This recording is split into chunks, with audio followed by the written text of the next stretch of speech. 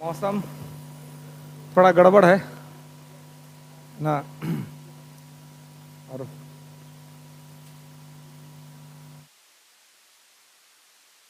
बिन मौसम बरसात हो रही है?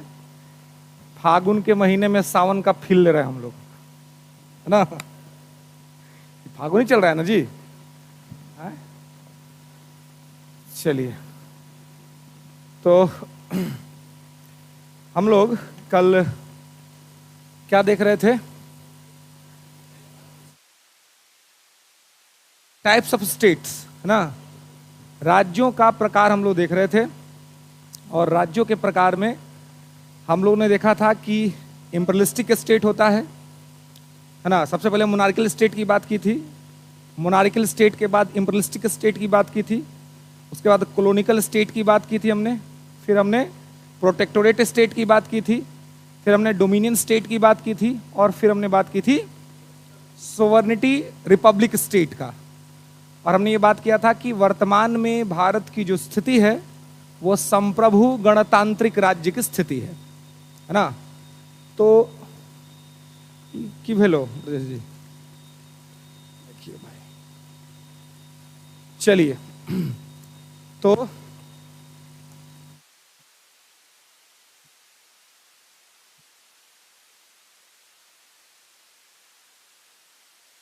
चलिए कोई बात नहीं, अभी आ जाओ भाई। अभी आ रहे हो तुम? से पहले नहीं थे? बैठो। चलिए तो डोमिनियन स्टेट तक हमने बात किया था, और हमने बताया था कि भारत डोमिनियन की कैटेगरी में भी रहा है। जब हम गुलाम थे तो उस समय 1928 में नेहरू रिपोर्ट आया था, जो मोतीलाल नेहरू ने तैयार किया था। और मोतीलाल नेहरू ने नेहरू रिपोर्ट में यह डिमांड किया था कि भारत को डोमिनियन स्टेटस दिया जाए, है ना। भारत को डोमिनियन की कैटेगरी दे दी जाए, इसका डिमांड किया गया था। लेकिन उस समय पंडित जवाहरलाल नेहरू, जो कि मोतीलाल नेहरू के पुत्र थे, उन्होंने 1929 के लाहौर अधिवेशन में डोमिनियन स्टेट्स के डिमांड को पूरी तरह से खारिज कर दिया, और उन्होंने कहा कि भारत को डोमिनियन स्टेट नहीं बल्कि पूर्ण स्वराज चाहिए, कंप्लीट सेल्फ रूल। तो जिस डोमिनियन स्टेटस को हमने 1928 में खारिज कर दिया था, वही डोमिनियन स्टेटस हमें 1947 में मिला था। और हम कहते हैं कि हम इंडिपेंडेंट थे, हम इंडिपेंडेंट हो गए। तो इंडिपेंडेंट तो हुए, लेकिन डोमिनियन की कैटेगरी में इंडिपेंडेंट हुए।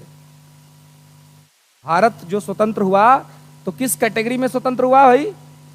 डोमिनियन की कैटेगरी में स्वतंत्र हुआ, ठीक है। भारत एक डोमिनियन की स्टेटस में यह हुआ। तो अब आता है बात कि भाई, तो ये डोमिनियन जो है, डोमिनियन स्टेट, इसका मतलब क्या है? क्या होता है इसका मतलब?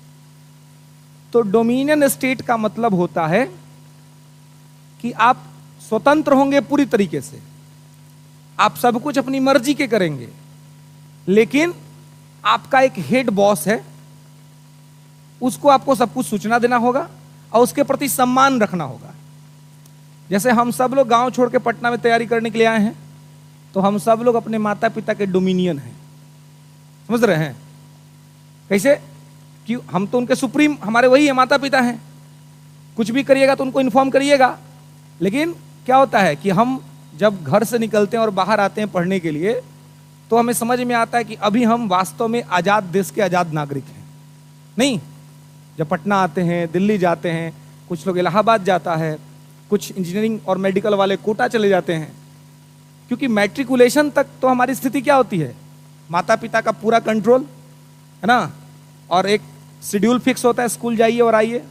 इंटर में थोड़ी बहुत लिबर्टी मिलती है, लेकिन उसी बात जब हम बाहर आते हैं पढ़ने के लिए, तो बाद माता पिता हमारे साथ नहीं आते हैं। वो आते हैं, हमें एडजस्ट करा के चले जाते हैं। आप सबके साथ हुआ होगा, हमारे साथ भी हुआ था एक टाइम पे कि पिताजी आए, बढ़िया सा घर देख दिया, पैसा वैसा दे दिया, प्रणाम वणाम करके आशीर्वाद ले लिए, बस पिताजी चले गए। उसके बाद ये फीलिंग आती है कि अब स्वतंत्र देश में हम रह रहे हैं, अब करो अपनी मर्जी की। कर कुछ और रहे हैं, पिताजी को बोल दिया हाँ पढ़ रहे हैं, माताजी को बोल दिया पढ़ रहे हैं।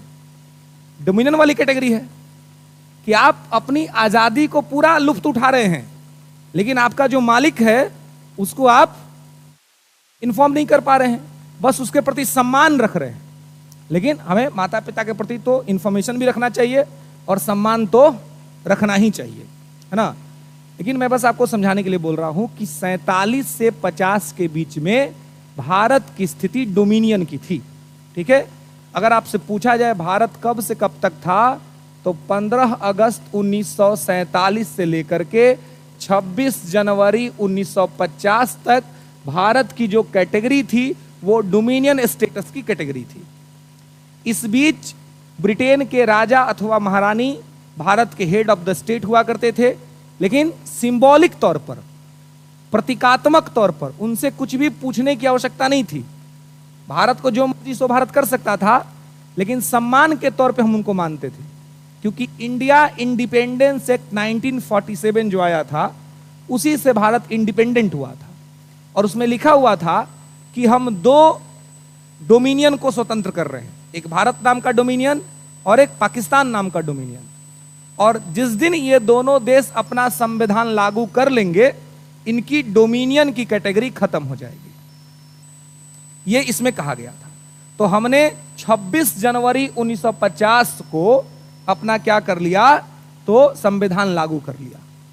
तो जैसे ही संविधान लागू कर लिया तो डोमिनियन का स्टेटस खत्म हो गया, और फिर ब्रिटेन की महारानी भी हमारी हेड नहीं रही, क्योंकि 26 जनवरी 1950 को ही भारत गणतंत्र हो गया। भारत क्या हो गया? गणतंत्र हो गया, रिपब्लिक हो गया। तो जब हम गणतंत्र हो गए, यानी कि अपना संविधान लागू कर लिया, तो उसके बाद से हमारी डोमिनियन की कैटेगरी पूरी तरीके से खत्म हो गई। क्लियर है? तो गणतंत्र कब हुए हम? 26 जनवरी 1950 को। स्वतंत्र हुए थे 15 अगस्त 1947 को, लेकिन जो स्वतंत्र हुए थे वो डोमिनियन के कैटेगरी में स्वतंत्र हुए थे। क्लियर है? स्वतंत्रता किस कैटेगरी में मिली थी? डोमिनियन की कैटेगरी में। और डोमिनियन का मतलब क्या होता है? डोमिनियन का मतलब होता है कि कोई बाहरी देश नाम मात्र का आपका प्रमुख है, नाम मात्र का, कोई नॉमिनल हेड है आपका, ठीक है, उससे कुछ लेना देना नहीं है आपको, लेकिन नॉमिनल हेड है। और इस ऐसी कैटेगरी में वर्तमान में आप कनाडा को भी देख सकते हैं, न्यूजीलैंड को देख सकते हैं, ठीक है ना, ऑस्ट्रेलिया को देख सकते हैं। अभी कुछ वर्ष, अभी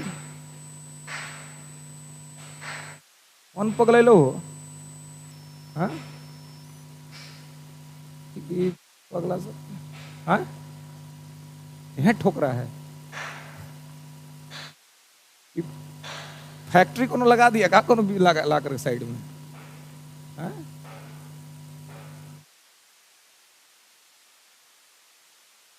पूरा बोरा वाला छाता लगैले है, हाँ? चलिए, तो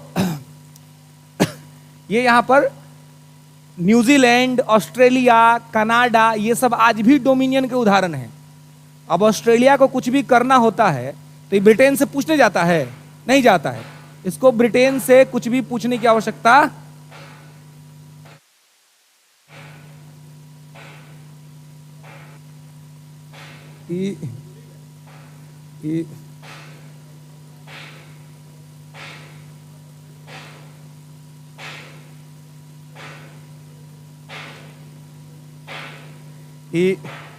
पेशेंस टेस्ट कर रहा है, कब तक नहीं बोलेगा लोग। बर्जेस को नीचे बोलिए, बर्जेस को कि देखिए तो उधर क्या हो रहा है।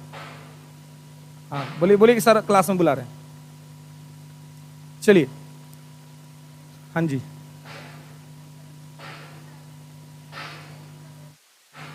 हाँ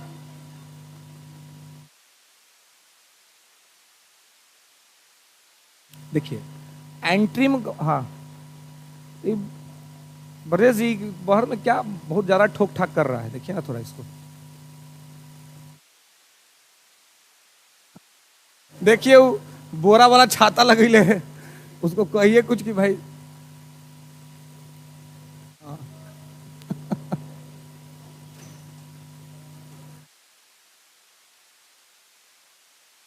चलिए। हाँ, आप भी कुछ पूछ रही थी। हाँ बोलिए। हाँ। हाँ। हम्म। हाँ। हम्म। ठीक, पहले आपके सवाल का जवाब देते फिर आप पे आते हैं। आपने पूछा कि एंट्रीम गवर्नमेंट, देखिए जो लास्ट में एंट्रीम गवर्नमेंट बनी थी वो 1946 में बनी थी। तो 1946 का जो एंट्रीम कैबिनेट था उसका चेयरमैन था वायसराय, ठीक है, लॉर्ड वेवेल उस समय वायसराय हुआ करता था, वो था। लेकिन जैसे ही 15 अगस्त 1947 इंडिया इंडिपेंडेंट हो गया तो फिर एक गवर्नमेंट बनी, आजाद भारत का कैबिनेट।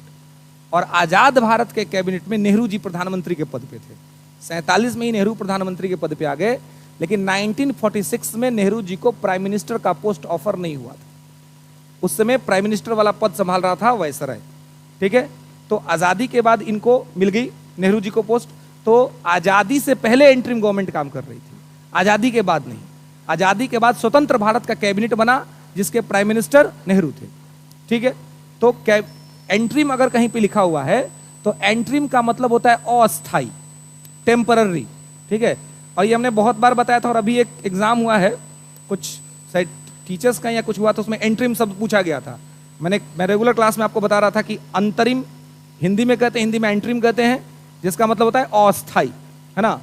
तो एंट्रीम गवर्नमेंट आजादी से पहले बनी थी।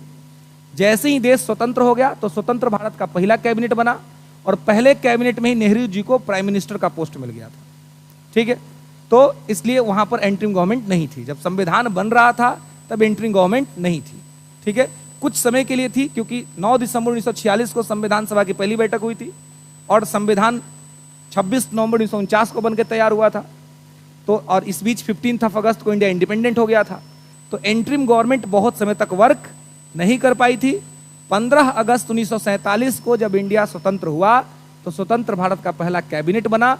उस कैबिनेट में प्राइम मिनिस्टर का पोस्ट दिया गया नेहरू जी को, और वायसराय का पद खत्म कर दिया गया, गवर्नर जनरल का पोस्ट क्रिएट हुआ, ठीक है, क्लियर है। हाँ, हाँ डोमिनियन स्टेट ही था। हाँ, हम उनको बताते नहीं थे, लेकिन हम सिंबॉलिक तौर पे उनको अपना हेड मानते थे। नहीं, एंट्रीम गवर्नमेंट का एग्जाम्पल नहीं होगा, क्योंकि हाँ एंट्रीम गवर्नमेंट तो पहले थी आपकी। हाँ, एंट्रीम गवर्नमेंट का एग्जाम्पल नहीं होगा ये हमारी भारत की स्वतंत्र कैबिनेट बन चुकी थी, और कैबिनेट को कुछ पूछने का जरूरत नहीं था, कैबिनेट अपने मर्जी का काम कर रही थी, ठीक है। हमारी कैबिनेट ने इसी बीच मई 1949 में एक पेपर साइन किया था, कॉमनवेल्थ का पेपर, राष्ट्रमंडल का पेपर। और राष्ट्रमंडल का पेपर जब हमने साइन किया, हमारे प्राइम मिनिस्टर नेहरू जी ने जब साइन किया तो उन्होंने कहा कि हम राष्ट्रमंडल के सदस्य बन रहे हैं, लेकिन राष्ट्रमंडल के नियम हमारे ऊपर लागू नहीं होंगे, ये हमने स्पष्ट तौर पे कहा। तो ये दिखला रहा है कि भले ही हम डोमिनियन की कैटेगरी में थे, लेकिन हम पूरी तरीके से इंडिपेंडेंसी को एंजॉय कर रहे थे, क्लियर है। इसलिए वो एंट्रीम वाली कोई बात यहां पे नहीं थी।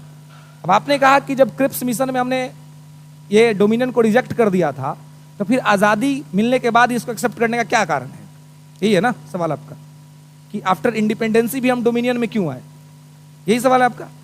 आफ्टर इंडिपेंडेंसी हम डोमिनियन में इसलिए आए क्योंकि डॉक्यूमेंट में लिखा हुआ था कि जिस दिन आप अपना संविधान लागू कर लीजिएगा उस दिन आपका डोमिनियन का कैटेगरी खत्म हो जाएगा। तो हमें अब ये अपनी डोमिनियन हम कितना जल्दी खत्म कर लेते हैं ये हमारे हाथ में था, इसलिए हमने सहर्षता के साथ स्वीकार कर लिया कि कोई बात नहीं। और ये एरा क्या था, ये एरा था सत्ता हस्तांतरण का, है ना। गवर्नमेंट को हम क्या ट्रांसफर कर रहे थे, तो जब ट्रांसफॉर्मेशन होता है वो अचानक से नहीं होता है, अचानक से होगा तो प्रॉब्लम हो सकती है। इसी बहाने हमने जो टाइम लिया उससे क्या हुआ कि हम धीरे धीरे अपने व्यवस्था को ठीक तरीके से एक तरफ संविधान भी बनाते रहे और दूसरी तरफ सत्ता के हस्तांतरण के जो क्रियाविधि था, जो उसका नियम था, उसको भी समझते रहे। और 50 आते आते हमने अपना दोनों काम कर लिया, ठीक तरीके से सत्ता को हस्तांतरित भी कर लिया और हमने अपना संविधान भी बना लिया।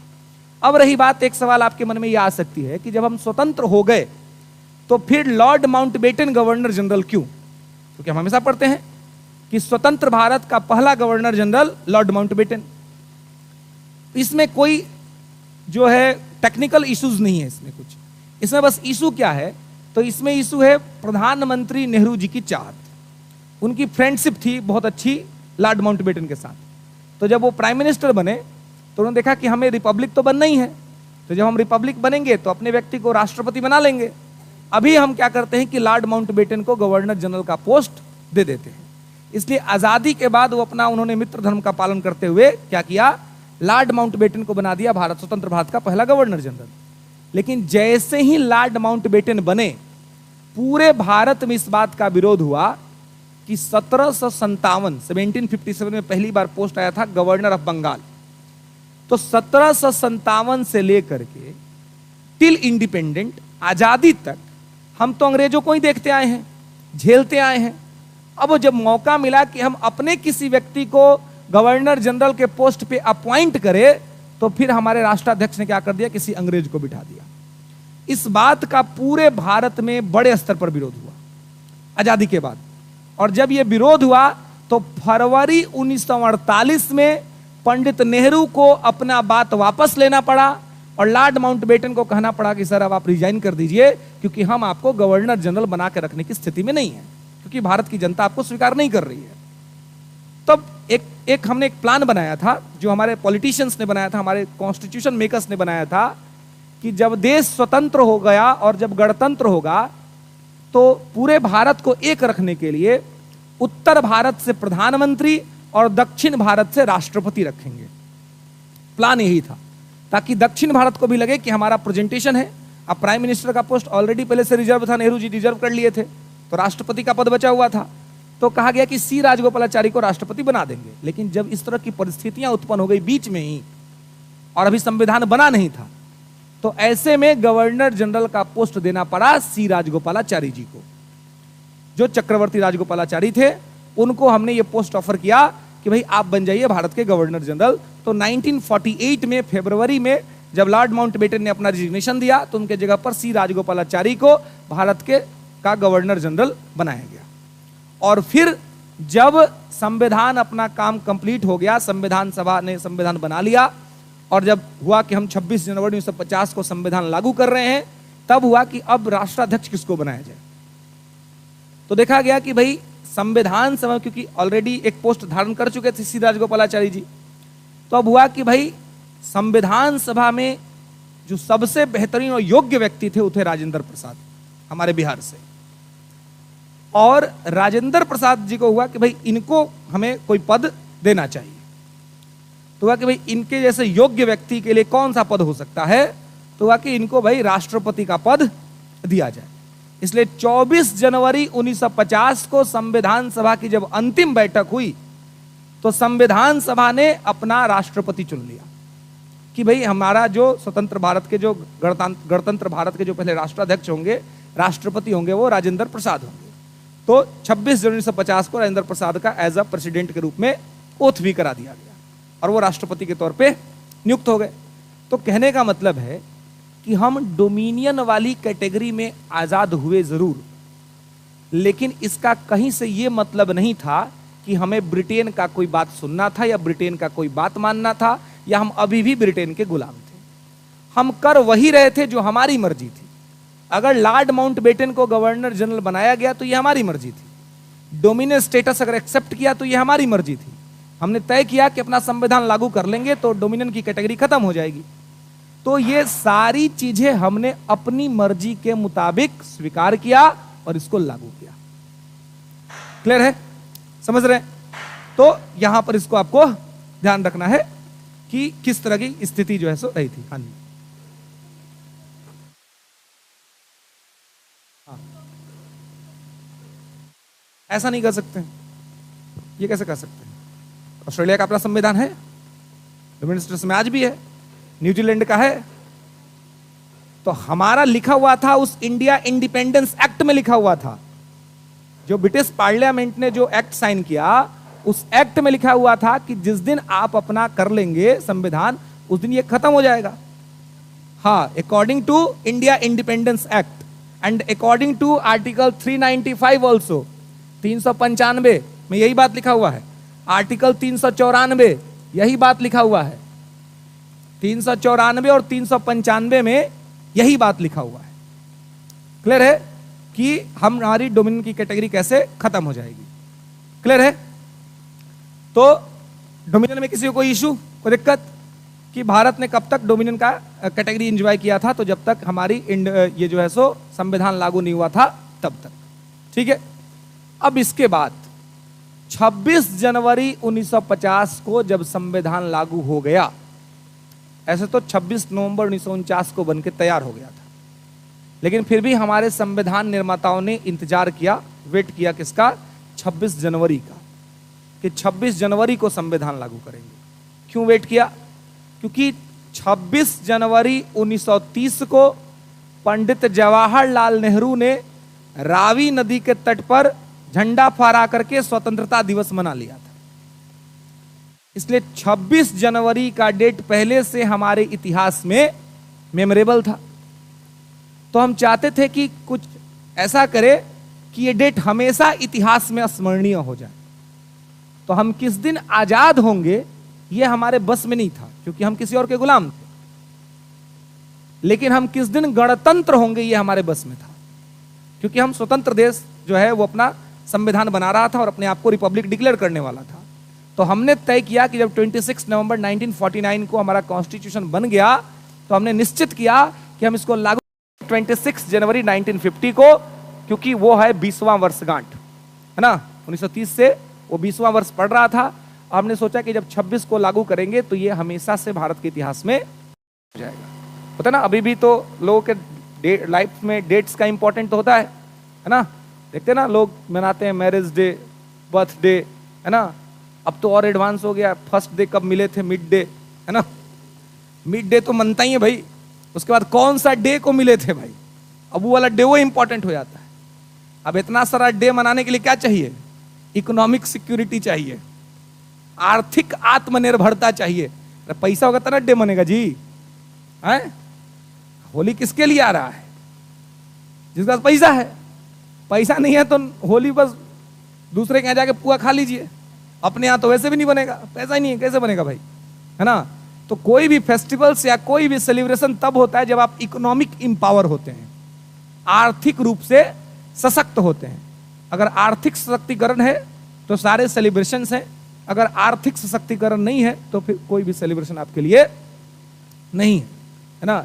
इसलिए हर स्थिति में क्या प्रयास करना चाहिए कि अपने आप को इकोनॉमिक इंपावर बना ले, आर्थिक सशक्तिकरण के तौर पे अपने आप को डेवलप कर ले। ठीक है। हाँ, बिल्कुल लागू हुआ था, बिल्कुल लागू हुआ था। इसलिए कहा जाता है कि आंशिक रूप से संविधान लागू हुआ था, है ना। मैं वो सब आपको बताऊंगा, क्योंकि अभी तो मैं बस आपको स्टेट का टाइप बता रहा था। आगे जब बताएंगे फॉर्मेशन ऑफ इंडियन कॉन्स्टिट्यूशन तो वहां पे बताऊंगा। लेकिन फिलहाल इतना जान लीजिए कि नागरिकता से संबंधित आर्टिकल उसी दिन लागू हो गए थे। इलेक्शन कमीशन का आर्टिकल उसी दिन लागू हो गया था। ठीक है। तो इंपॉर्टेंट आर्ट स्किल्स को उस दिन लागू कर दिया गया था। इसलिए कभी अगर मेंस में लिखना हो इस बात को तो आप ऐसे लिखेंगे कि आंशिक रूप से भारत का संविधान 26 नवंबर 1949 को लागू हुआ, लेकिन पूर्णता के साथ भारत का संविधान 26 जनवरी 1950 को लागू हुआ, है ना। आंशिक रूप से 26 नवंबर 1949 को, पूरी तरीके से 26 जनवरी 1950 को। क्लियर है। तो 26 जनवरी 1950 को भारत की जो कैटेगरी हो गई, वो कैटेगरी क्या हो गई भाई? संप्रभु गणतांत्रिक राज्य, है ना। तो संप्रभुता का मतलब आपको पहले ही क्लास में बता दिए थे। संप्रभुता का मतलब क्या होता है?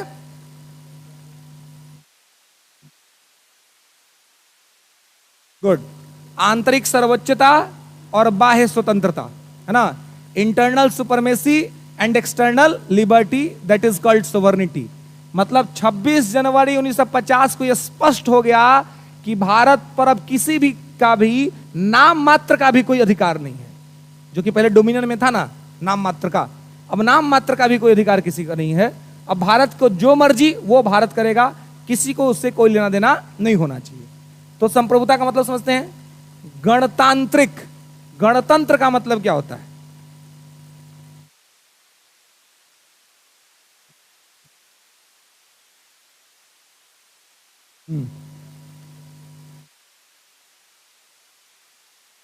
निर्वाचन होता है, बिल्कुल। गणतंत्र का मतलब होता है कि head of the state post elected by the people directly और indirectly, that is called republic, है ना। जिस देश में शासन का सर्वोच्च पद जनता के द्वारा प्रत्यक्ष अथवा अप्रत्यक्ष रूप से चुना जाता हो, उसे हम गणतांत्रिक राज्य कहते हैं। ठीक है। तो भारत का सर्वोच्च पद राष्ट्रपति का पद है, और राष्ट्रपति चुना गया भारत में, और तब से लेकर के आज तक चुना जा रहा है, इसीलिए भारत गणतंत्र है। ठीक है। और इसीलिए ब्रिटेन गणतंत्र नहीं है, क्योंकि ब्रिटेन का सर्वोच्च पद राजा का पद है, और राजा का वहां चुनाव नहीं होता है, राजा का पद वंशानुगत होता है। इसलिए वहां जो है वो स्थिति कैसी है, तो वहां जो स्थिति वो मोनार्कियल स्टेटस है। कल मैंने आपको बताया था, संवैधानिक राजतंत्र, कॉन्स्टिट्यूशनल मोनार्की। क्लियर है? चलिए, अब देखिए, कुछ लोग को एक इशू था कि सर बता तो बहुत सारा चीज दिया आप, लेकिन लिख नहीं पाए उसको, है ना। लिखने में थोड़ी, क्योंकि बताने क्रम में हमने आपको राजतंत्र, साम्राज्यवाद, उपनिवेशवाद, है ना, नौ उपनिवेशवाद और गणतंत्र, प्रोटेक्टोरेट, संरक्षित, ये सब हमने लिखा बताए थे। लेकिन आप में से बहुत से लोग लिख नहीं पाए थे। दो दो लाइन सबके जो की पॉइंट्स है उसको लिख लीजिए, ठीक है, ताकि आप उसको रिवीजन कर पाए, है ना। ठीक है, लिख लीजिए, क्योंकि दिक्कत है कि जब तक आप लोग लिखते नहीं है तो लगता है कि यार नोटबुक भरा नहीं, कुछ हुआ नहीं, है ना, लगता है ना ऐसा। लेकिन एक बात ध्यान रखिएगा कि आप बनने वाले हैं ऑफिसर, क्लर्क नहीं। क्लर्क का काम होता है डाटा मेंटेन करने का, अधिकारी का काम होता है ब्रेन मेंटेन करने का। आप सुनिए, समझिए, आपका एक साथ पेन और ब्रेन दोनों चलना चाहिए। कहीं कोई दंगा होगा तो आपको बुलाया जाएगा, आप जाए क्या कर दीजिएगा, लेकिन आपके प्रेजेंस से ही दंगा कंट्रोल में आ जाएगा। आप as a DSP, as STM पहुंचेंगे तो लोग ऐसे, एसडीएम साहब आए, डीवाईएसपी साहब आए, है ना, क्या है, वही आदमी है ना, दो हाथ दो पैर दो आंख, थोड़ी ना उसको 5 आंख लेके पहुंच जाएगा। साइड कॉर्नर में कौन हंगामा कर रहा है वो भी देख लेंगे क्या डीएसपी साहब? नहीं देख पाएंगे। लेकिन लोगों का भरोसा है, लोगों का विश्वास है कि भाई जो डीएम या डीवाईएसपी के पोस्ट पे है वो कुछ ऐसा बात करेगा, वो कुछ ऐसी पॉलिसी लेके आएगा, वो कुछ ऐसा कहेगा जो बाकी नीचे के अधिकारी नहीं कर पाएंगे। दरोगा जी जाके शांत कराते रह जाते, कोनो हटता नहीं है। अब वहीं डीएसपी की गाड़ी जाके लग जाए, दरोगा जी खुद हरकत में आ जाते हैं और खुद देखते हैं कि हमर कहीं क्रिस्ट ढीला न भइल है, हम ही को न डांट दे पहले। अब हो डीएसपी साहब का भी इलाज है, एसपी साहब, कहीं एसपी पहुंच गया और मैटर दिक्कत हो जाएगा, है ना। एसपी साहब को कहीं डीआईजी पहुंच गए, आईजी पहुंच गए, और सबका सबसे बॉस बैठा हुआ है DGP, director general of police, जो पुलिस महकमा का राज्य में सबसे बड़ा अधिकारी होता है। सिविल में आपका सचिव साहब, सेक्रेटरी, जो प्रिंसिपल सेक्रेटरी हैं मुख्यमंत्री के, या चीफ सेक्रेटरी हैं मुख्यमंत्री के। जब आप सिविल्स में जाते हैं, जब आप बीपीएससी के अंदर में सिलेक्ट होते हैं, और वही अगर आप बीएएस में जाते हैं, बिहार एडमिनिस्ट्रेटिव सर्विस में, तो आपका जॉब सिविल का हो जाता है। लेकिन वही आप बीपीएस में जाते हैं, बिहार पुलिस सर्विस, ये फॉर्म आपका इंटरव्यू के टाइम पे भरा जाता है। जब आप मेंस क्वालिफाई कर जाएंगे, इंटरव्यू कॉल होगा, तो आपका डेफ जाएगा, आपसे पोस्ट प्रेफरेंस पूछा जाएगा कि आप क्या बनना चाहते हैं। तो उसमें होता है या तो आप बीएएस में जाए या आप बीपीएस में जाए, और भी बहुत सारा चीज़ होता है, लेकिन चीफ दो ही होता है, बीएएस और बीपीएस, है ना। तो जो बीएएस वाले होते हैं वो डीएस में हैं, जो बीपीएस वाले होते हैं वो डीएसपी में जाते हैं। यदि आप डीएसपी बन गए तो फिर आप सिविल नहीं रहे, क्योंकि फिर आपका एक ड्रेस कोड हो जाएगा, है ना, फिर आपको एक ड्रेस में रहना होगा। ठीक है, वही अगर आप एसडीएम के पद पे चयनित हो गए तो वहाँ पे आपको ड्रेस कोड कुछ नहीं होता है, अपना कुछ भी लगाइए बढ़िया सा फॉर्मल ड्रेस और निकल जाइए, कहीं कोई दिक्कत आपको नहीं है। ठीक है, लेकिन डीएसपी को होता है कि भाई उनको अपने प्रॉपर पोशाक में रहना होता है ना। अगर वो मतलब अंडरग्राउंड कोई काम नहीं कर रहे हैं तो उनको अपने पोशाक में अपनी ड्यूटी करनी होती है। खैर, तो संप्रभु गणतांत्रिक राज्य में गणतंत्र और संप्रभु का मतलब तो आप समझ रहे हैं। तो इस प्रकार से राज्यों की स्थिति, तो पहले हमने कहा था राजतंत्र में तो आपको कोई दिक्कत नहीं है। राजतंत्र में तीनों मैंने आपको बताया था कि कैसे निरंकुश राजतंत्र होता है, मिश्रित राजतंत्र होता है और संवैधानिक राजतंत्र होता है। ठीक है, साम्राज्यवाद के बारे में लिख लेंगे। साम्राज्यवाद,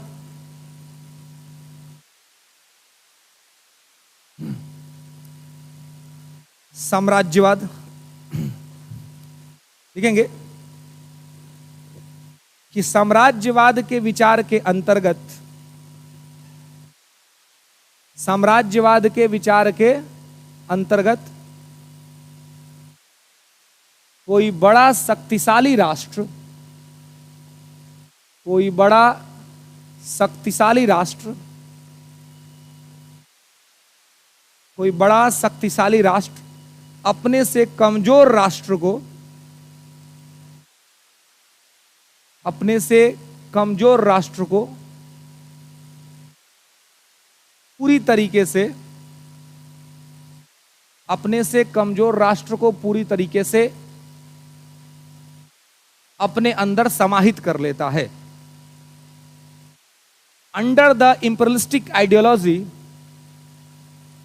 under the imperialistic ideology, under the imperialistic ideology, any powerful state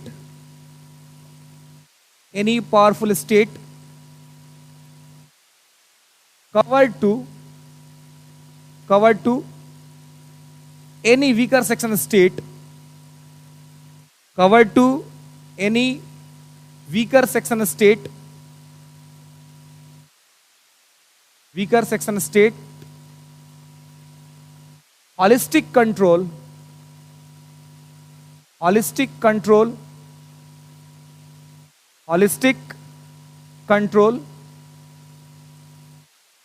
holistic control by the external state, by the external state, that is called imperialistic state, या that is called imperialistic ideology। जब कोई बाहरी शक्तिशाली राष्ट्र किसी कमजोर राष्ट्र को अपने अंदर में ले लेता है, होलिस्टिक यानी कि समग्रता से, पूरी तरीके से, तो उसको क्या कहते हैं? उसको कहते हैं इंपीरियलिस्टिक, उसको कहते हैं साम्राज्यवाद। पूरी तरीके से, पूरी तरीके का यहां पर मतलब क्या है? जब आपकी राजनीति है ना, है ना, आपकी राजनीति, आपकी अर्थव्यवस्था यानी कि आपकी इकोनॉमी, है ना, आपका समाज, सोसाइटी, और साथ ही आपकी संस्कृति, है ना, आपका कल्चर, ये जब सब चीज कोई बाहर का राष्ट्र कंट्रोल करने लग जाए तो उसे ही क्या कहते हैं? साम्राज्यवाद। कि बाहर का किसी स्टेट का पूरी तरीके से आपके ऊपर में कंट्रोल हो गया, आपका राजनीति भी, आपका अर्थव्यवस्था भी, आपका समाज भी और आपकी संस्कृति भी, जब कोई बाहर का देश कंट्रोल करने लगा तो वो क्या हो गया? साम्राज्यवाद हो गया। ठीक है, और इसके साथ ही एक वर्ड और हमने कहा था, उपनिवेशवाद, है ना, उपनिवेशवाद। तो उपनिवेशवाद लिखेंगे कोलोनियलिज्म, उपनिवेशवाद।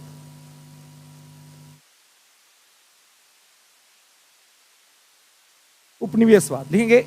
इसके अंतर्गत या इस विचार के अंतर्गत किसी देश की अर्थव्यवस्था को, इस विचार के अंतर्गत किसी देश की अर्थव्यवस्था को,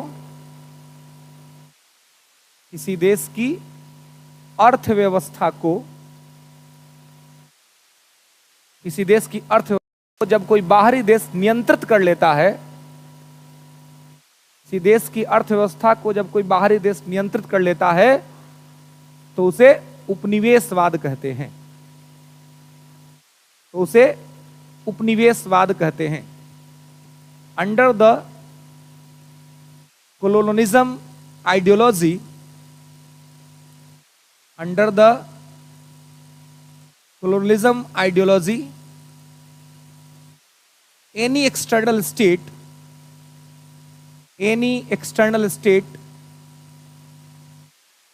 completely controlled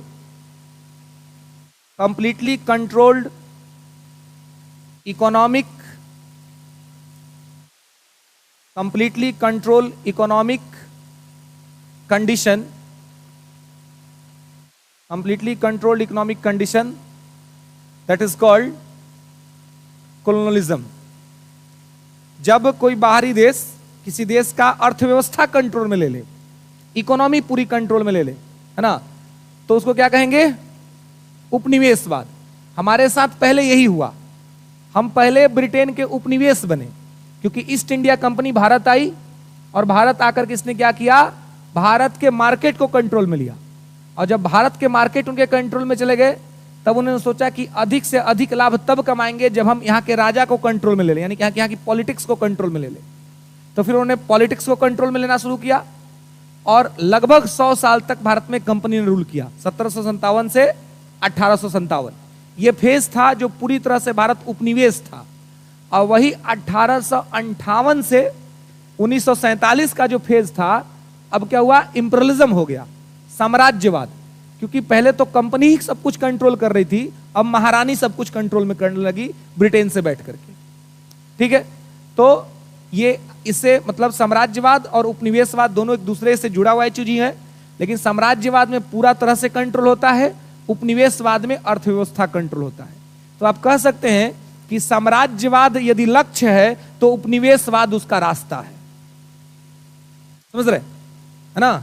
अगर एसडीएम डीएसपी बनना है तो पीटी मेंस इंटरव्यू पास करना है ना? तो मेन है क्या? साम्राज्य ही तो डेवलप करना है। डीएसपी बन जाएगा तो क्या होगा? आपका साम्राज्य हो जाएगा।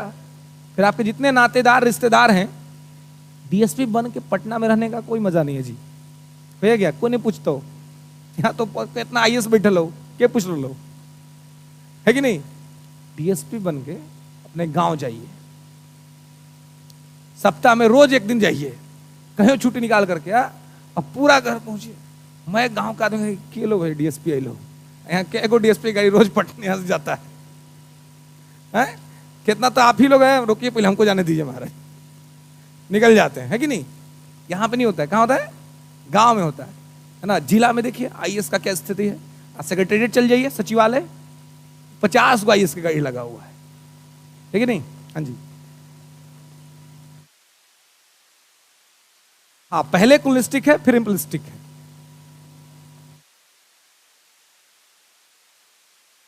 हाँ, डिफॉल्ट में है कुलिस्टिक, ठीक है? नहीं है, बिल्कुल, है ना? अगर उपनिवेश है तो साम्राज्यवाद नहीं है, लेकिन साम्राज्यवाद है तो पहले उपनिवेश रहा होगा, क्योंकि माध्यम वही है, रास्ता वही है, उसी रास्ते से हम लोग वहां तक पहुंचेंगे। क्लियर है? इसके बाद मैंने एक और बात कहा था, नौ उपनिवेशवाद, नियो कॉलोनिज्म। नियो कॉलोनिज्म का कंसेप्ट दिया था किसने? घाना के राष्ट्रपति ने। ये लिख लीजिएगा कहीं साइड में कि नौ उपनिवेशवाद का संदर्भ घाना के राष्ट्रपति ने दिया था, जिनका नाम था क्वामा एंड कुमा। ठीक है, तो वो नौ उपनिवेशवाद था। ठीक है, तो अब नौ उपनिवेशवाद, हाँ जी, क्वामा एंड कुमा, हाँ हाँ, ठीक है। अब देखिए इन्होंने क्या कहा था, तो अब आपसे कि भाई उपनिवेशवाद और नौ उपनिवेशवाद में क्या अंतर है? तो उपनिवेशवाद डायरेक्टली होता है, मतलब जो कंपनी या जो देश आपको अपना उपनिवेश बनाएगी वो आपके देश में आएगी। जैसे कि ईस्ट इंडिया कंपनी हमारे देश में आई, है ना, और हमारे साथ सारी एक्टिविटीज की। नौ उपनिवेशवाद अप्रत्यक्ष रूप से होता है, इनडायरेक्टली होता है, इसमें आपको पता भी नहीं चलेगा और आपका उपनिवेशवाद हो गया। तो जब बिना पता चले बाहर की कोई कंपनी आपके मार्केट को कंट्रोल कर रही है, तो आप कहीं ना कहीं नियो कॉलोनियलिज्म शिकार है, नौ उपनिवेशवाद के आप शिकार हैं। और इसी बात को राष्ट्रपति महोदय ने कहा, घाना के राष्ट्रपति ने, कि जो ये विकसित राष्ट्र हैं, जो ये ताकतवर राष्ट्र है, ये जानते हैं कि अब तो साम्राज्यवाद फैला नहीं, अब उपनिवेशवाद कर नहीं सकते, तो अब क्या करेंगे? तो अब नौ उपनिवेशवाद कर रहे हैं। अपने बाजार को वैश्वीकरण के नाम पर, ग्लोबलाइजेशन, वैश्वीकरण के नाम पर दूसरे के मार्केट को अपने यहां से कंट्रोल कर रहे हैं। यही है नौ उपनिवेशवाद। तो उपनिवेशवाद में बाहर की जो कंपनी होती है वो आपके देश में आती है, लेकिन नौ उपनिवेशवाद में बाहर रह के ही वो आपके मार्केट को कंट्रोल करता है। ठीक है, अब बहुत सारी चीजें, जैसे कि आप अगर मार्केट के अंदर में कुछ परचेजिंग करने जाते हैं, कुछ आप खरीदारी करने जाते हैं, तो आपको लगता है कि आप अपनी इच्छा से खरीदारी कर रहे हैं, लेकिन अगर आप ठीक से मूल्यांकन करें तो अगर आप केवल अपनी इच्छा से खरीदारी कर रहे होते तो ऐड की दुनिया इतनी विस्तारित नहीं हुई होती, ऐड इतना ज्यादा नहीं चलता। आप टीवी खोलिए वहां पर ऐड है, आप न्यूज़पेपर पढ़िए वहां पर ऐड है, आप यूट्यूब खोल लीजिए वहां पर ऐड है, एवरीवेयर ऐड चल रहा है, सब जगह ऐड चल रहा है। मतलब क्या, लोग ऐड देख रहे हैं और लोग ऐड के माध्यम से कर रहे हैं, तभी तो कंपनियां ऐड पे खर्चा कर रही हैं। आप इनकम टैक्स में निकलिए और सर ऊपर उठाइए, होर्डिंग्स ही होर्डिंग्स दिखेंगे आपको। क्यों? क्योंकि कहीं ना कहीं लोग इससे के माध्यम से अपना काम कर रहे हैं। तो जितनी बड़ी बड़ी कंपनियां वो क्या करती हैं, एड्स करती हैं, एड्स पे इन्वेस्ट करती हैं, और उससे क्या होता है कि कहीं ना कहीं लोगों का जो है सो उस पर ध्यान आकर्षित होता है और लोग उसको परचेज करने का काम करते हैं। तो नौ उपनिवेशवाद में और उपनिवेशवाद में बहुत बारीक अंतर है जो आपको ध्यान रखना है। उपनिवेशवाद में बाहर की कंपनी आपके देश में आती है, नौ उपनिवेशवाद में वो देश में नहीं आती, अपने यहां से एक्टिविटी करती है और आपके मार्केट को डंप कर ले जाती है। हाँ बोलिए ना।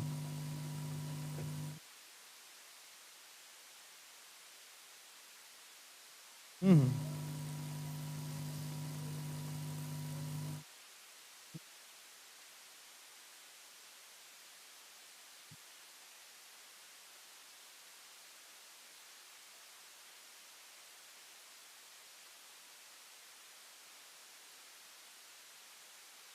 न्यू कॉलोनिज्म का सोल्यूशन बस इतना है कि जो डेवलपिंग नेचर स्टेट हैं, विकासशील राष्ट्र हैं, वो अपने यहां मैन्युफैक्चरिंग को डेवलप करें। अगर आप ये करें कि बाहर की कंपनियां जब आकर के यहां पे इन्वेस्ट करती हैं, तो इकोनॉमी में आप जाएंगे तो इकोनॉमी में इन्वेस्टमेंट जो होता है वो दो तरह का होता है। एक इन्वेस्टमेंट होता है जिसको कहते हैं एफडीआई, एक होते हैं एफआईआई, फॉरेन डायरेक्ट इन्वेस्टमेंट और फॉरेन इंस्टीट्यूशनल इन्वेस्टमेंट। तो जब आपके यहां अभी भी सरकार कहती है ना कि हमारे यहां निवेश आ रहा है, तो निवेश आ रहा है तो उसका विस्तार क्यों नहीं दिख पा रहा है? इसलिए नहीं दिख पा रहा है कि आपके यहां निवेश आ रहा है, इसमें कोई दिक्कत नहीं है, लेकिन निवेश आपके यहां एफआईआई में आ रहा है। तो कंपनी अपने देश में बैठी हुई है और आपके देश में कोई व्यवस्था चल रहा है उसमें निवेश कर रही है, और उससे क्या लाभ कमा रही है। जिस दिन उस कंपनी को लगेगा कि ये कंपनी अब लाभ नहीं दे पाएगी, अपना शेयर निकाल के गायब हो जाएगी आपके मार्केट से, उससे आपकी मार्केट को बहुत ज्यादा लाभ नहीं हुआ।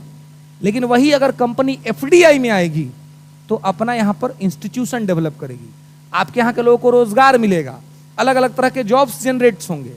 तो हम एफडीआई पर ध्यान अगर देते हैं तो ये नियोकॉलोनिज्म का सॉल्यूशन है।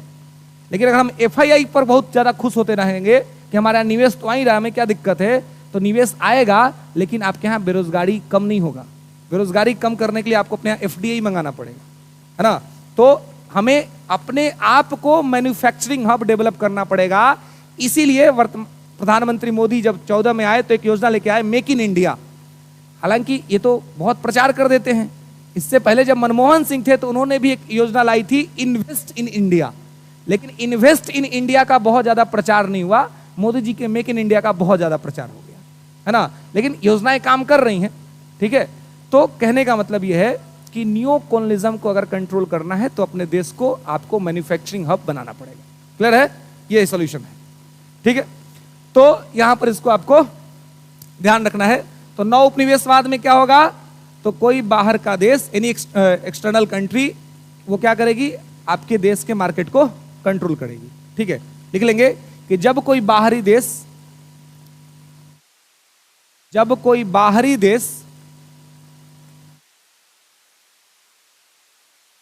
अपने देश में रहते हुए ही, जब कोई बाहरी देश अपने देश में रहते हुए ही किसी दूसरे देश की अर्थव्यवस्था को नियंत्रित कर ले, जब कोई बाहरी देश अपने देश में रहते हुए ही किसी बाहरी देश की अर्थव्यवस्था को नियंत्रित कर ले, तो उसे नौ उपनिवेशवाद कहते हैं। तो उसे नौ उपनिवेशवाद कहते हैं। ओके, है ना। तो लिख लेंगे कि any external country control the control the external market, control the external market, control the external market, that is called neo colonialism, नौ उपनिवेशवाद। ठीक है, उपनिवेशवाद, नौ उपनिवेशवाद में बेसिक अंतर का आपसे पूछ लिया जाए, एक में डायरेक्ट होता है, एक में इनडायरेक्ट होता है। एक में होता रहेगा आपको पता ही नहीं चलेगा, है ना, एक में होगा तो पता चलेगा। तो जिसमें पता चल रहा है वो उपनिवेशवाद है, जिसमें हो रहा है और पता ही नहीं चल रहा है वो नौ उपनिवेशवाद है। क्लियर है? कोई दिक्कत? ठीक है। इसके बाद हमने कहा था संरक्षित राज्य, है ना, यही था ना, प्रोटेक्टोरेट स्टेट। तो संरक्षित राज्य में हमने आपको कहा, क्या कहा था? संरक्षित राज्य में तीन वर्ड आपको ध्यान रखना है ना, हाँ, रक्षा, संचार और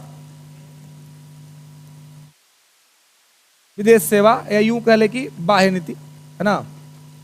ठीक है, defence, communication and foreign affairs, बाह्य मामला। ठीक है, तो जब कोई देश किसी देश का रक्षा, संचार और विदेश सेवा अपने नियंत्रण में ले लेता है तो उस राज्य को संरक्षित राज्य कहा जाता है।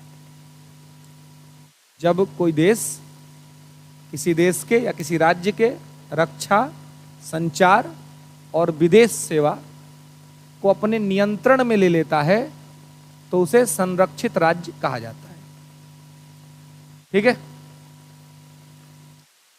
If any external state controlled defence,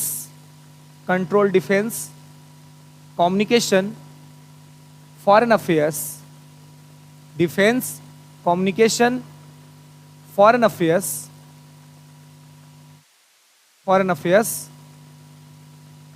that is called protectorate state.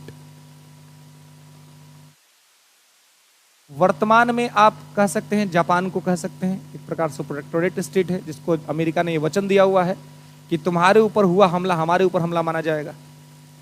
विकलांग बना दिया पहले उसको बम गिरा करके, क्या पूरा रक्षा का पूरा वही है, कौन कहता है कि नहीं रक्षा का बात है, पूरा डिफेंस अमेरिका ही देखता है उसका, है ना। संचार वो अपना संभाल रहे हैं, लेकिन अगर कोई एक्सटर्नल व्यापार में उनको कोई दिक्कत, कोई समस्या होगी तो अमेरिका उसको मदद करेगा।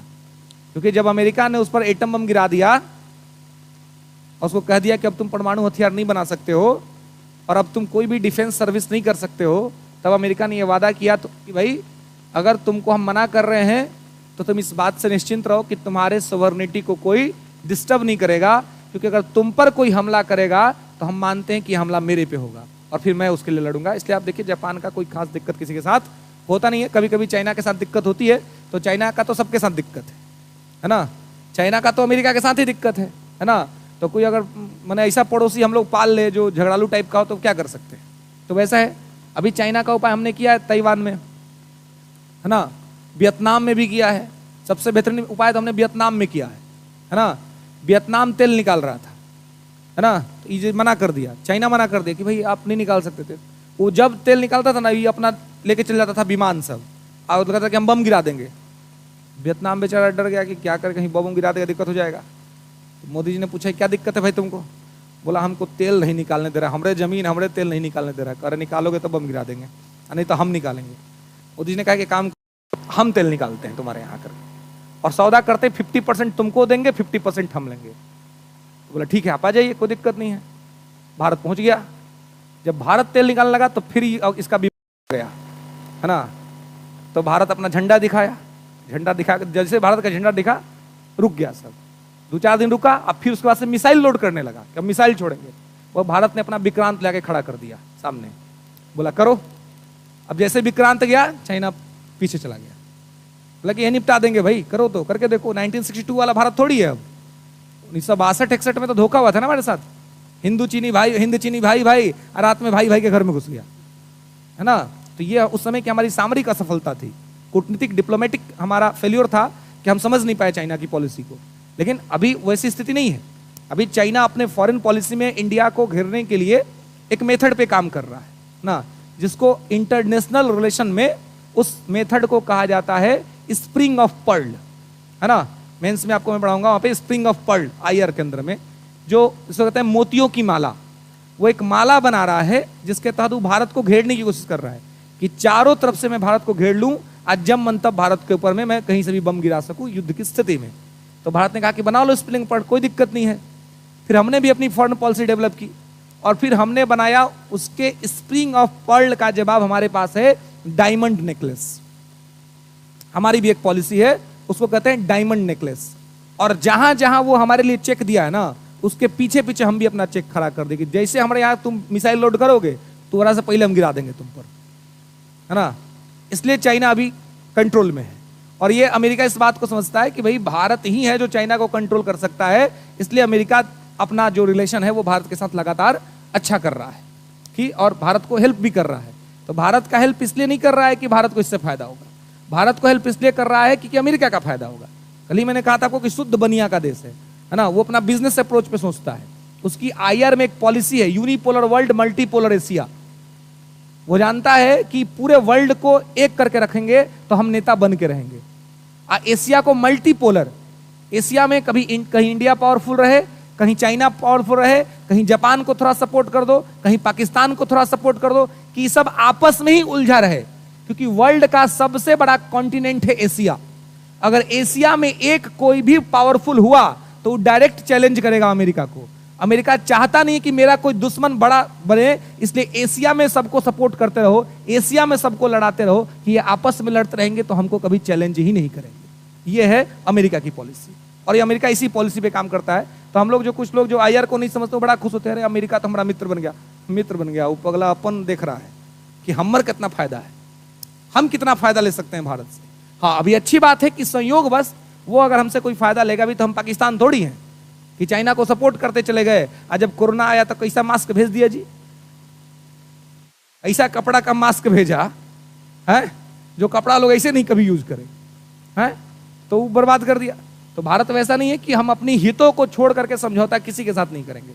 जब हमने 1947 में कोई समझौता नहीं किया वैसा, तो अब क्या करेंगे, है ना। तो ये हमारी अपनी विशेषता है कि हम अपने पॉलिसीज को ठीक तरीके से लेकर के कंटिन्यू करते हैं। ठीक है, तो रक्षा, संचार और विदेश सेवा ये क्या है, प्रोटेक्टोरेट स्टेट के अंतर्गत में आता है। ठीक है, और प्रोटेक्टोरेट के बाद जाते हैं डोमिनियन में। तो डोमिनियन में हमने कहा कि जब किसी देश पर प्रतीकात्मक नियंत्रण हो तो उसे डोमिनियन कहते हैं। जब किसी देश पर प्रतीकात्मक नियंत्रण हो, जब किसी देश पर प्रतीकात्मक नियंत्रण हो तो उसे डोमिनियन कहते हैं। ठीक है, सिंबॉलिक कंट्रोल, है ना। ठीक है, any external state symbolic control in any state, that is called dominion state. ठीक है, हिंदी में जब किसी देश का प्रतीकात्मक नियंत्रण होता है, प्रतीकात्मक सिंबॉलिक प्रतीकात्मक नियंत्रण होता है तो उसे डोमिनियन कहते हैं। नाम मात्र का जिसको कहते हैं, है ना। जैसे कल भी कहा था कि घर के में जब कोई पार्टी फंक्शन होता है तो जो स्थिति घर में फूफा जी की होती है ना, क्या होता है, सब दिखलाता है कि फूफा जी के कंट्रोल में सब कुछ चल रहा है, लेकिन छोटका बच्चों फूफा जी के कंट्रोल में नहीं है। कंट्रोल में सब किसके रहता है जी, जीजा जी के। नहीं, ही ऐसा रहता है कि एकदम पूरा पावर में रहता है जी, है नहीं। ये ऐसा पोस्ट है, माने भारत में जीजा जी का पोस्ट वैसे ही जैसे प्रधानमंत्री का पोस्ट, पूरा पावर एंजॉय करता है। और राष्ट्रपति का पोस्ट वैसे ही है जैसे फूफा जी का पोस्ट, है ना। सम्मान पूरा है लेकिन पावर कुछ हो नहीं। यहाँ लेकिन ये जो जीजा जी सब जो होता है ना, ये सब होता है पगला। ये सबको समझना चाहिए कि फूफा जी वाला पोस्ट इसी का ना है जी, प्रमोशनल पोस्ट है। अरे जीजे ना बाद में जाके फूफा बनेगा जी। हाँ, माने 2-4 साल बाद घर में छोटका बुतरू सब हो जाएगा, अब वो फूफा कहना शुरू कर देगा। आज जैसे जैसे फूफा कहना शुरू हुआ वैसे वैसे पावर कम होते चल जाएगा। इसलिए जब जीजा के पोस्ट पर है तो ज्यादा नौटंकी ना करे, है ना, क्योंकि जितना क्योंकि उस पोस्ट पर रहते हुए आप जितना नौटंकी करिएगा वो बचवा सब जैसे बड़ा होगा ना, फूफा बनते बनते सब बदला ले लेगा, एगो बात नहीं सुनेगा फिर। इसलिए उस जो पोस्ट आपको प्रमोशन के बाद मिलने वाला है उस बात की गंभीरता को भी समझना चाहिए, तब जाके अपना व्यवहार और आचरण इसे करना चाहिए। खैर, तो डोमिनियन स्टेट में सिंबॉलिक कंट्रोल होता है, और संप्रभु गणतांत्रिक राज्य मैंने आपको बताया कि ये क्या है, तो आंतरिक सर्वोच्चता, बाह्य स्वतंत्रता, ये संप्रभुता है। गणतांत्रिक का मतलब क्या है, तो जहां head of the state post, शासन का सर्वोच्च पद जनता के द्वारा प्रत्यक्ष अथवा अप्रत्यक्ष रूप से चुना जाता है, उसको क्या कहते हैं, उसको हम गणतंत्र कहते हैं। ठीक है, क्लियर है, कोई दिक्कत? अब ले यहां तक में किसी को दिक्कत नहीं। अब आइए कि जब ये सारे स्टेट्स हम देख रहे हैं और हमारे यहां जो स्टेट निश्चित हुआ वो स्टेट क्या निश्चित हुआ, संप्रभु गणतांत्रिक राज्य। हम सभी चीज को छोड़ते हुए अंतिम में संप्रभु गणतांत्रिक राज्य के तौर पे खुद को स्थापित किए 26 जनवरी 1950 को, जिसका मतलब है कि शासन का सर्वोच्च पद जनता के द्वारा चुना जाएगा, प्रत्यक्ष अथवा अप्रत्यक्ष रूप से। ठीक है, इसको लिखने की आवश्यकता नहीं है, अगर लिखना चाहते हो कुछ लोग तो लिख लेंगे कि जहां शासन का सर्वोच्च पद जनता के द्वारा प्रत्यक्ष अथवा अप्रत्यक्ष रूप से चुना जाता है उसे गणतंत्र कहते हैं। जहां शासन का सर्वोच्च पद जनता के द्वारा प्रत्यक्ष अथवा अप्रत्यक्ष रूप से चुना जाता है उसे गणतंत्र कहते हैं। ठीक है, head of the state post directed elected by the people directly और indirectly, that is called republic. जहां शासन का सर्वोच्च पद जनता के द्वारा प्रत्यक्ष अथवा अप्रत्यक्ष रूप से चुना जाता है उसे गणतंत्र कहते हैं। क्लियर है? चलिए अब देखिए, गणतंत्र के साथ एक मामला है लोकतंत्र का, है ना, डेमोक्रेसी। अब डेमोक्रेसी के बारे में आप सुनते हैं कि भाई डेमोक्रेसी का एक डिफिनीशन है जो लिंकन साहब ने कहा, जनता का, जनता के लिए, जनता के द्वारा, of the people, bye the people, for the people, that is called democracy, है ना। तो लोकतंत्र का सबसे पहले अगर विचार किसने दिया तो वो अरस्तु ने दिया था, है ना। अरस्तु, एरिस्टोटल के द्वारा ये कंसेप्ट दिया गया था लोकतंत्र का। ठीक है, तो लिंकन का परिभाषा आप याद रखिएगा, क्योंकि कभी कभी पूछ लेता है कि किसने कहा था जनता का, जनता के लिए, जनता के द्वारा, लेकिन मैं उसको लिखाता नहीं हूं क्योंकि हम लोग भी पढ़ ही रहे हैं, अब माता पिता ने हम लोग पर पैसा खर्चा कैबे किए हैं, तो काहेला लिंकन का परिभाषा याद रखे, इतना लंबा परिभाषा। अपना परिभाषा आराम से बना लेते हैं। लोक का मतलब जनता, तंत्र का मतलब शासन, जनता का शासन, रूल ऑफ पीपल। ठीक है, जहां जनता का शासन होता है उसे लोकतंत्र कहते हैं। Is that clear? बाकी एक परिभाषा है जनता का, जनता के लिए, जनता के द्वारा, तो वो लिंकन साहब की परिभाषा है, लिंकन साहब ने इसकी व्याख्या की थी। ठीक है, लोकतंत्र का जनक माना जाता है अरस्तु को। ये कंसेप्ट डेवलप किया अरस्तु ने, जिसमें अरस्तु ने कहा कि जब जनता पर शासन करना है तो जनता की मर्जी का शासन होना चाहिए। जनता पर आप कोई शासन एक्सटर्नली इंपोज नहीं कर सकते हैं, है ना, जो मर्जी सो थोप दिया, वो नहीं हो सकता, है ना। आप जनता की मर्जी से शासन को चलाएं, तो उसने लोकतंत्र का कंसेप्ट दिया था। तो लोकतंत्र जो है, अगर आपसे देखें कि हमारे यहां भी लोकतंत्र है, अब ब्रिटेन में भी लोकतंत्र है ना। आप जो हमने बताया गल्फ कंट्री में भी लोकतंत्र है, डेमोक्रेसी है। इन सबके यहां डेमोक्रेसी तो है, लेकिन शासन की जो प्रकृति है वो अलग अलग है, नेचर ऑफ रूल वो अलग अलग है। तो इसका मतलब क्या है, लोकतंत्र ब्रिटेन में है लेकिन वो राजतंत्र है, हम लोग के यहां भी लोकतंत्र है लेकिन हम लोग गणतंत्र हैं। लोकतंत्र गल्फ कंट्री में भी है लेकिन वो लोग मिश्रित राजतंत्र हैं। लोकतंत्र तो इसका मतलब एंटीबायोटिक हो गया ना जी, ये हर बीमारी में काम कर रहा है। है कि नहीं? तो क्या हो, एक प्रकार का एंटीबायोटिक हो गया कि भाई इसको खिला दिए तब कोनो भी दवाई खिलाएगा तो काम करेगा, क्योंकि इंटरनल वायरस को स्ट्रांग कर देगा। तो इंटरनल वायरस स्ट्रांग हो जाएगा तो एक्सटर्नल वायरस जिसकी वजह से आपका तबीयत खराब हुआ है उसको मार देगा अंदर ही, तो आपकी तबीयत ठीक हो जाएगी। एंटीबायोटिक देने का कंसेप्ट क्या है कि आपके इंटरनल वायरस को स्ट्रांग, क्योंकि हमारे बॉडी के अंदर में भी वायरस है, तो बॉडी के अंदर का वायरस जब कमजोर रहता है तभी वो बाहर के वायरस से लड़ नहीं पाता है और हमारी तबीयत खराब हो जाती है। जिसके अंदर का वायरस मजबूत है उसका तबीयत जल्दी खराब नहीं होगा। तो इसलिए डॉक्टर के पास जाइए, डॉक्टर तो हालांकि जल्दी एंटीबायोटिक नहीं लिखता है, क्योंकि एंटीबायोटिक का एक जो साइड इफेक्ट है वो ये कि आपकी किडनी को कमजोर कर देता है ना। तो डॉक्टर तो पहले आपको नॉर्मल दवाई देता है, लेकिन आप दुकानदार मेडिसिन दुकान वाला सबको जाइएगा ना, वो अपने को लिख देगा, दे देगा एंटीबायोटिक, एक साथ ही इसको खा लीजिए, तबीयत भी आपका ठीक हो जाता है, आप खुश हो जाते हैं।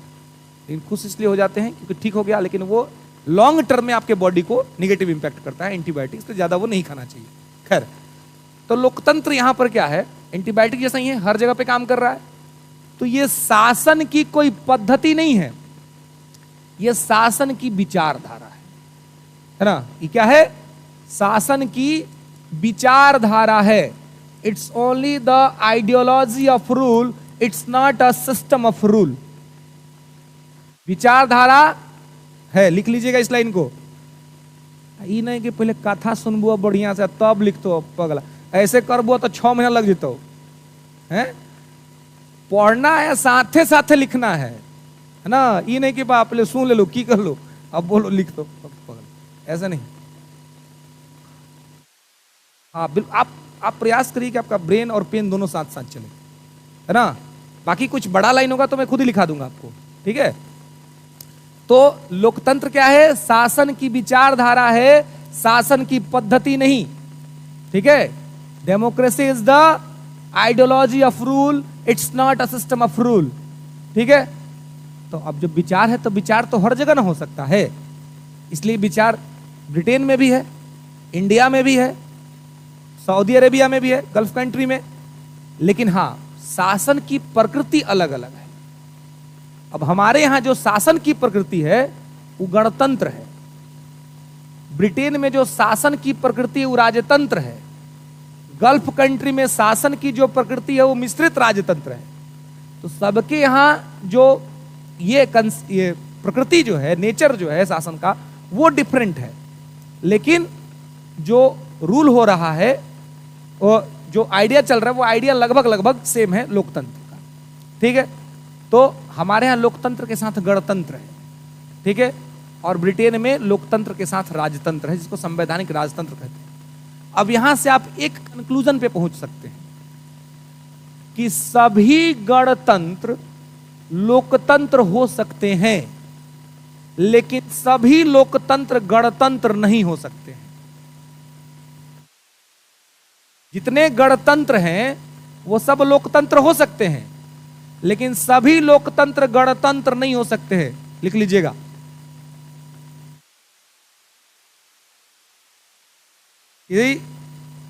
सभी गणतंत्र लोकतंत्र हो सकते हैं, लेकिन सभी गणतंत्र लोकतंत्र हो सकते हैं, लेकिन सभी लोकतंत्र गणतंत्र नहीं हो सकते,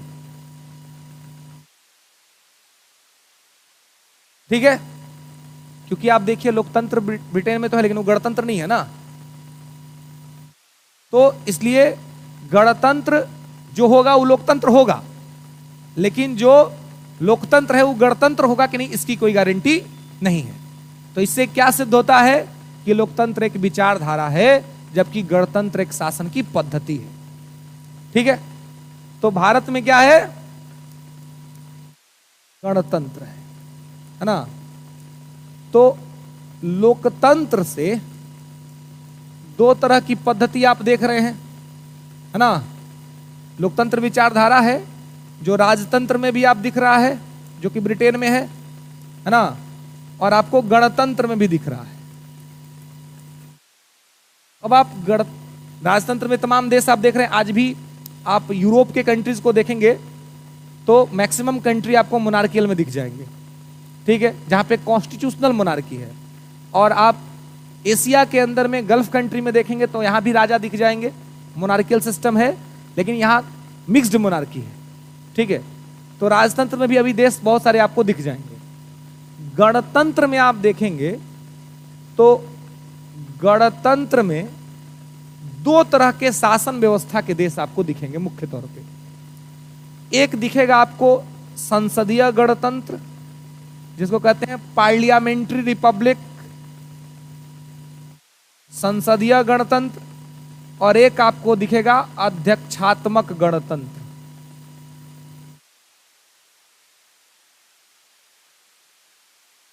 प्रेसिडेंशियल रिपब्लिक। ठीक है, रिपब्लिक भी दो टाइप के आपको दिखेंगे, है ना। गणतंत्र भी आपको दो तरह का दिखेगा। एक दिखेगा आपको पार्लियामेंट्री रिपब्लिक, दूसरा दिखेगा आपको प्रेसिडेंशियल रिपब्लिक। क्लियर है? अब ये पार्लियामेंट्री रिपब्लिक और प्रेसिडेंशियल रिपब्लिक देखेंगे, जैसे कि भारत, हमारा देश इंडिया, इंडिया जो है वो पार्लियामेंट्री रिपब्लिक का एग्जाम्पल है। हम पार्लियामेंट्री रिपब्लिक एग्जाम्पल है, ठीक है। और अमेरिका जो है वो प्रेसिडेंशियल रिपब्लिक का एग्जाम्पल है। America, USA, United state of America, ये प्रेसिडेंशियल रिपब्लिक है ना। अब देखिए, लोकतंत्र भारत में भी है, अमेरिका में भी है, लेकिन शासन की पद्धति भारत और अमेरिका दोनों में अलग अलग है। हमारे यहां जो गणतंत्र है वो संसदीय गणतंत्र है, और अमेरिका में जो गणतंत्र है वो अध्यक्षात्मक गणतंत्र है। अभी संसदीय और अध्यक्षात्मक में क्या अंतर होता है? तो संसदीय जो होता है, जहां पर पार्लियामेंट्री रिपब्लिक होगा, तो पार्लियामेंट्री रिपब्लिक में माना जाता है कि शासन के दो प्रमुख होते हैं। पार्लियामेंट्री रिपब्लिक में शासन के दो प्रमुख होते हैं, एक होता है वास्तविक, रियल, और एक होता है नाम मात्र का, यानी कि नॉमिनल। इसीलिए हमारे यहां देखते हैं आप प्रधानमंत्री, पीएम और प्रेसिडेंट। तो हमारे यहां पीएम जो होता है वो रियल हेड होता है, ठीक है, और प्रेसिडेंट जो होता है वो नॉमिनल हेड होता है। तो जहां पर पार्लियामेंट्री रिपब्लिक होगा, संसदीय गणतंत्र, वहां शासन के दो गो प्रमुख होगा। कौन कौन? एक नाम मात्र का और एक वास्तविक। नाम मात्र का मतलब कि बस प्रमुख होगा, लेकिन पावर कुछ खास उसके पास नहीं होगा, तो राष्ट्रपति हो गया। आज जो वास्तविक होगा, यानी कि पूरा पावर होगा, तो प्रधानमंत्री। आप देखिए आज में जो मोदी जी कहते हैं उसी के हिसाब से चीजें होती हैं, क्योंकि प्राइम मिनिस्टर है ना। तो संसदीय गणतंत्र अगर किसी भी देश में होगा तो वहां पर दो गो प्रमुख होगा, एक रियल और एक नॉमिनल। और जहां पर प्रेसिडेंशियल रिपब्लिक होगा, अध्यक्षात्मक व्यवस्था होगा, वहां पर शासन का एक ही प्रमुख होता है, वो होता है प्रेसिडेंट, राष्ट्रपति। इसलिए अमेरिका में आप देखते हैं कि प्रधानमंत्री नाम आता ही नहीं है कभी, वहां हमेशा प्रेसिडेंट का नाम आता है, जो वर्तमान में जो बाइडेन उस पद को धारण किए हुए हैं, है ना। उससे पहले वो ट्रंप थे, उससे पहले ओबामा थे, है ना, उससे पहले जॉर्ज डब्ल्यू बुश थे, है ना। तो ये आप देखेंगे कि यहां पर यूएसए जो है वो अध्यक्षात्मक गणतंत्र का उदाहरण है। तो अध्यक्षात्मक गणतंत्र में शासन का प्रमुख एक ही आदमी होता है, ठीक है, वो होता है राष्ट्रपति, ठीक है। अब देखिए, एक चीज जो आईएएस के मेंस में बहुत बार पूछा गया है और कभी भी उसको पीसीएस के अंदर में लाया जा सकता है, वो है, एक देश है फ्रांस, है ना। तो फ्रांस को जब आप देखते हैं तो आपसे पूछा जा सकता है कि भाई फ्रांस में कौन सी शासन व्यवस्था है, फ्रांस कौन सी शासन व्यवस्था को लेकर चलता है। फ्रांस में रिपब्लिक तो है, क्योंकि रिपब्लिक का कैरेक्टर भारत के संविधान में फ्रांस के संविधान से ही लिया गया है। तो फ्रांस क्या है, पार्लियामेंट्री रिपब्लिक है या प्रेसिडेंशियल रिपब्लिक है?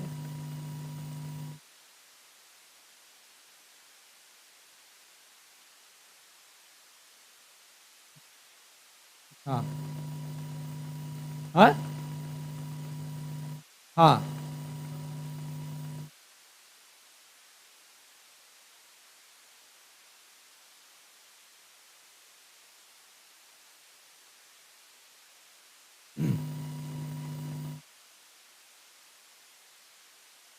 बात सब समझ में आ रहा लो ना। वो किस्सा कहता है गाँव में, बाल मुड़ाया ओला पड़ गया। अब कोई आदमी मान ली कि बाल मुड़ाया कि भाई चलो बड़ा गर्मी बढ़ गया है, अभी देख ही रहे मौसम कैसा बेईमानी कर रहा है, बताइए। अभी वो बारिश हुई रहा है, बाहर में लग रहा है, बताइए। ऐसे सावन के महीने, फागुन के महीना में सावन का मजा दे रहा है पब्लिक, बताइए, है ये ठीक बात है जी? है अब कुछ कुछ हिंदी सिनेमा वाला सबका गाना सुनिएगा 90s वाला, तो ऐसे ही है भारत का युवा युवती सब पगलायल रहता है गाना सुन सुन के। नहीं, वो सब ऐसे ही मनाता ना, मतलब कि किसी को देखा बारिश हो गया। अब किसी को देखिए बारिश रुकबे नहीं करेगा। ये सब ज्योग्राफी से चल रहा है ना जी, हैं? ये जो हो रहा है वो क्यों हो रहा है? इसमें ज्योग्राफी का रूल काम कर रहा है। वेस्टर्न डिस्टर्बेंस, पश्चिमी विक्षोभ के कारण फागुन के महीने में बरसात हो रही है। तो ये तो ज्योग्राफी है इसके पीछे, है ना। अब ज्योग्राफी में सब क्या करता है कि ज्योग्राफी का रूल, हिंदी फिल्म का गाना सब ज्योग्राफी का नियम मानवे नहीं करता है ना। ये मतलब मन में नहीं करेगा, जबकि पूरा का पूरा सिस्टम कैसे चलता है? ज्योग्राफी के हिसाब से चलता है ना, ज्योग्राफी और क्लाइमेट के हिसाब से चलता है। आप अगर इक्वेटर, 0 डिग्री इक्वेटर जो है विषुवत रेखा, इक्वेटर के आसपास का देश सबको देखिए, कौनो क्रीम पाउडर काम न करते हो। इक्वेटर जो है विषुवत रेखा, है ना, भूमध्य रेखा भी कहते हैं उसको, तो वहां के आसपास के इतना शुद्ध काला आदमी सब होता है, शुद्ध काला एकदम, है ना। एगो गांव में हम लोग के तो बिहार के स्पेशल है लिट्टी चोखा, तो लिट्टिया में पड़ता है सतुई, तो सतु में पड़ता है जवाइन मंगरैल, तो उसमें देखते होंगे मंगरैला, उस शुद्ध कैसन काला होता है। वैसा काला आदमी आपको कहां दिख जाएगा? इक्वेटर के पास। क्या है? इक्वेटर पर ज्योग्राफी का रूल काम कर रहा है। हमेशा जो सनलाइट है वो वहां पर पड़ रहा है ऑल द टाइम, ठंडा वहां पर भी नहीं करता है कभी, है ना, तो रहबे करेगा। वहीं आप आ जाइए हम लोग का कश्मीर में आ जाइए, तो कश्मीर में कोई क्रीम पाउडर का काम नहीं, आदमी सब ऐसे ही है, गोरा गोरा, पूरा एकदम लाल लाल चेहरा है। क्या है भाई? तो वहां टेम्परेचर हमेशा कम रहता है ना। आतनी उहो से ऊपर चल जाइए तो यूरोप में जाइए, या यूरेशिया का पार्ट जो एशिया का साइप्रस का द्वीप है, इस एरिया में थोड़ा घुसिए, तो यहाँ आदमी सब इतना गोरा लगेगा कि एकदम, हाँ बिल्कुल। उसको कैसे जाते हैं, मुर्गा खरीदने जाते होंगे आप लोग, कैसे छील देता है मुर्गा को धर के, तो छीलने के बाद का जो कलर निकलता है ना, वो रूस के आदमी का कलर है। देखिए रूस के आदमी सबको देखिए, तो वहां पर क्या काम, वहां क्रीम पाउडर का कोई जरूरत है? कोई क्रीम पाउडर नहीं, ज्योग्राफी का रूल काम कर रहा है, क्योंकि वो क्या है, ठंडा प्रदेश है ना। वो ट्रॉपिक ऑफ कैंसर से भी ऊपर है, तो कर्क रेखा से जितना ऊपर जाइएगा ठंडा पड़ते चला जाएगा। 66.5 डिग्री नॉर्थ में जाइएगा उत्तरी उपध्रुवीय वृत्त पर, है ना, तो वहां पर क्या हो जाएगा, एकदम ठंडा। थोड़ा उससे और ऊपर बढ़ जाइए तो 6 महीने का रात, 6 महीने का दिन, है ना। तो ये सब कुछ कुछ गानों ये भी बनाता है कि रात कटती नहीं, तो पगला रात तो यहाँ कटिए ना जाएगा, कटेगा नहीं जी। रात कहां नहीं कटेगा? ध्रुव पर, ध्रुव पर चल जाइए ना, कितना खुश रहिए, रात नहीं कटेगा। उसको दुखी और खुशी से कोई मतलब ही नहीं है। ये पूरा व्यवस्था ज्योग्राफी और साइंस के नियम के हिसाब से चल रहा है। लेकिन हिंदी सिनेमा वाला सब ऐसे ही है, परेशान कैले है सब। कितना सब आदमी से जब सुनता है ना, एक आध दो तो कहता है कि जानते हैं सर, गीतवा सुनने के बाद लगता है कि सब गीतवा हमरे पर फिल्माया गया है।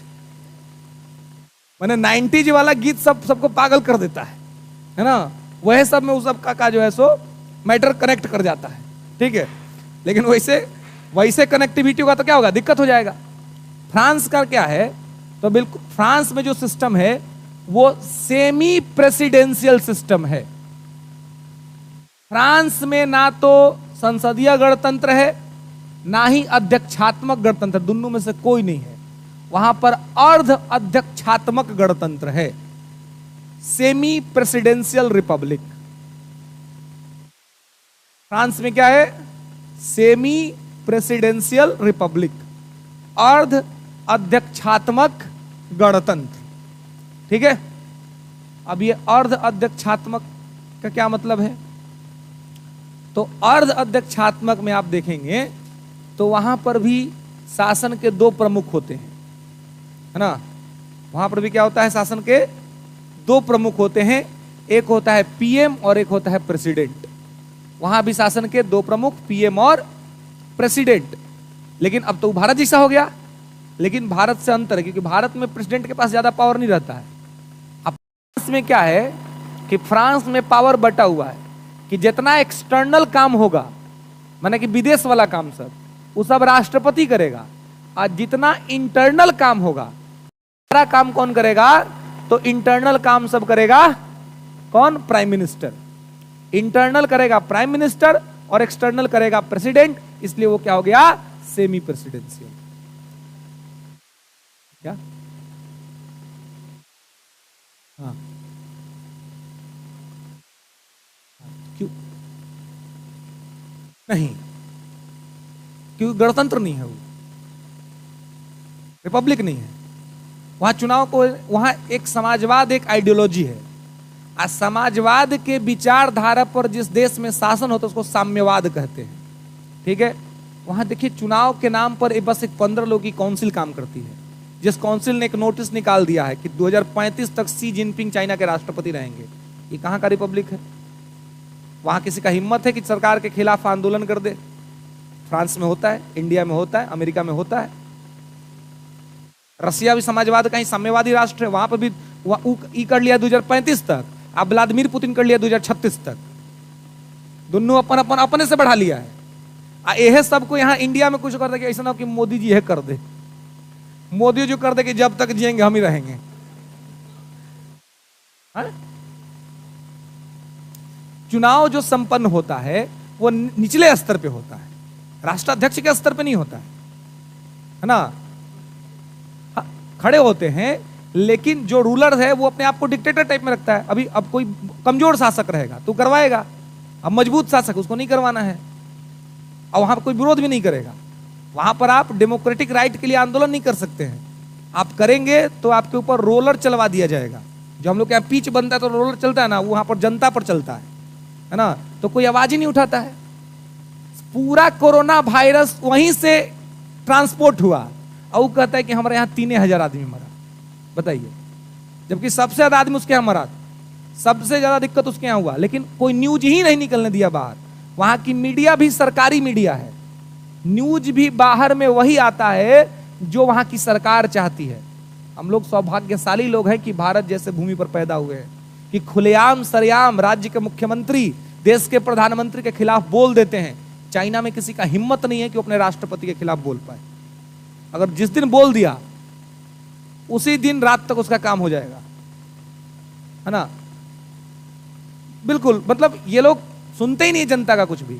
तो चूंकि वहां पर जनता का उस तरह से ये नहीं होता, उनके राइट्स को उस तरह से प्रोटेक्ट नहीं किया जाता है, इसलिए वहां पर इस तरह के रूल्स काम नहीं करते हैं, है ना?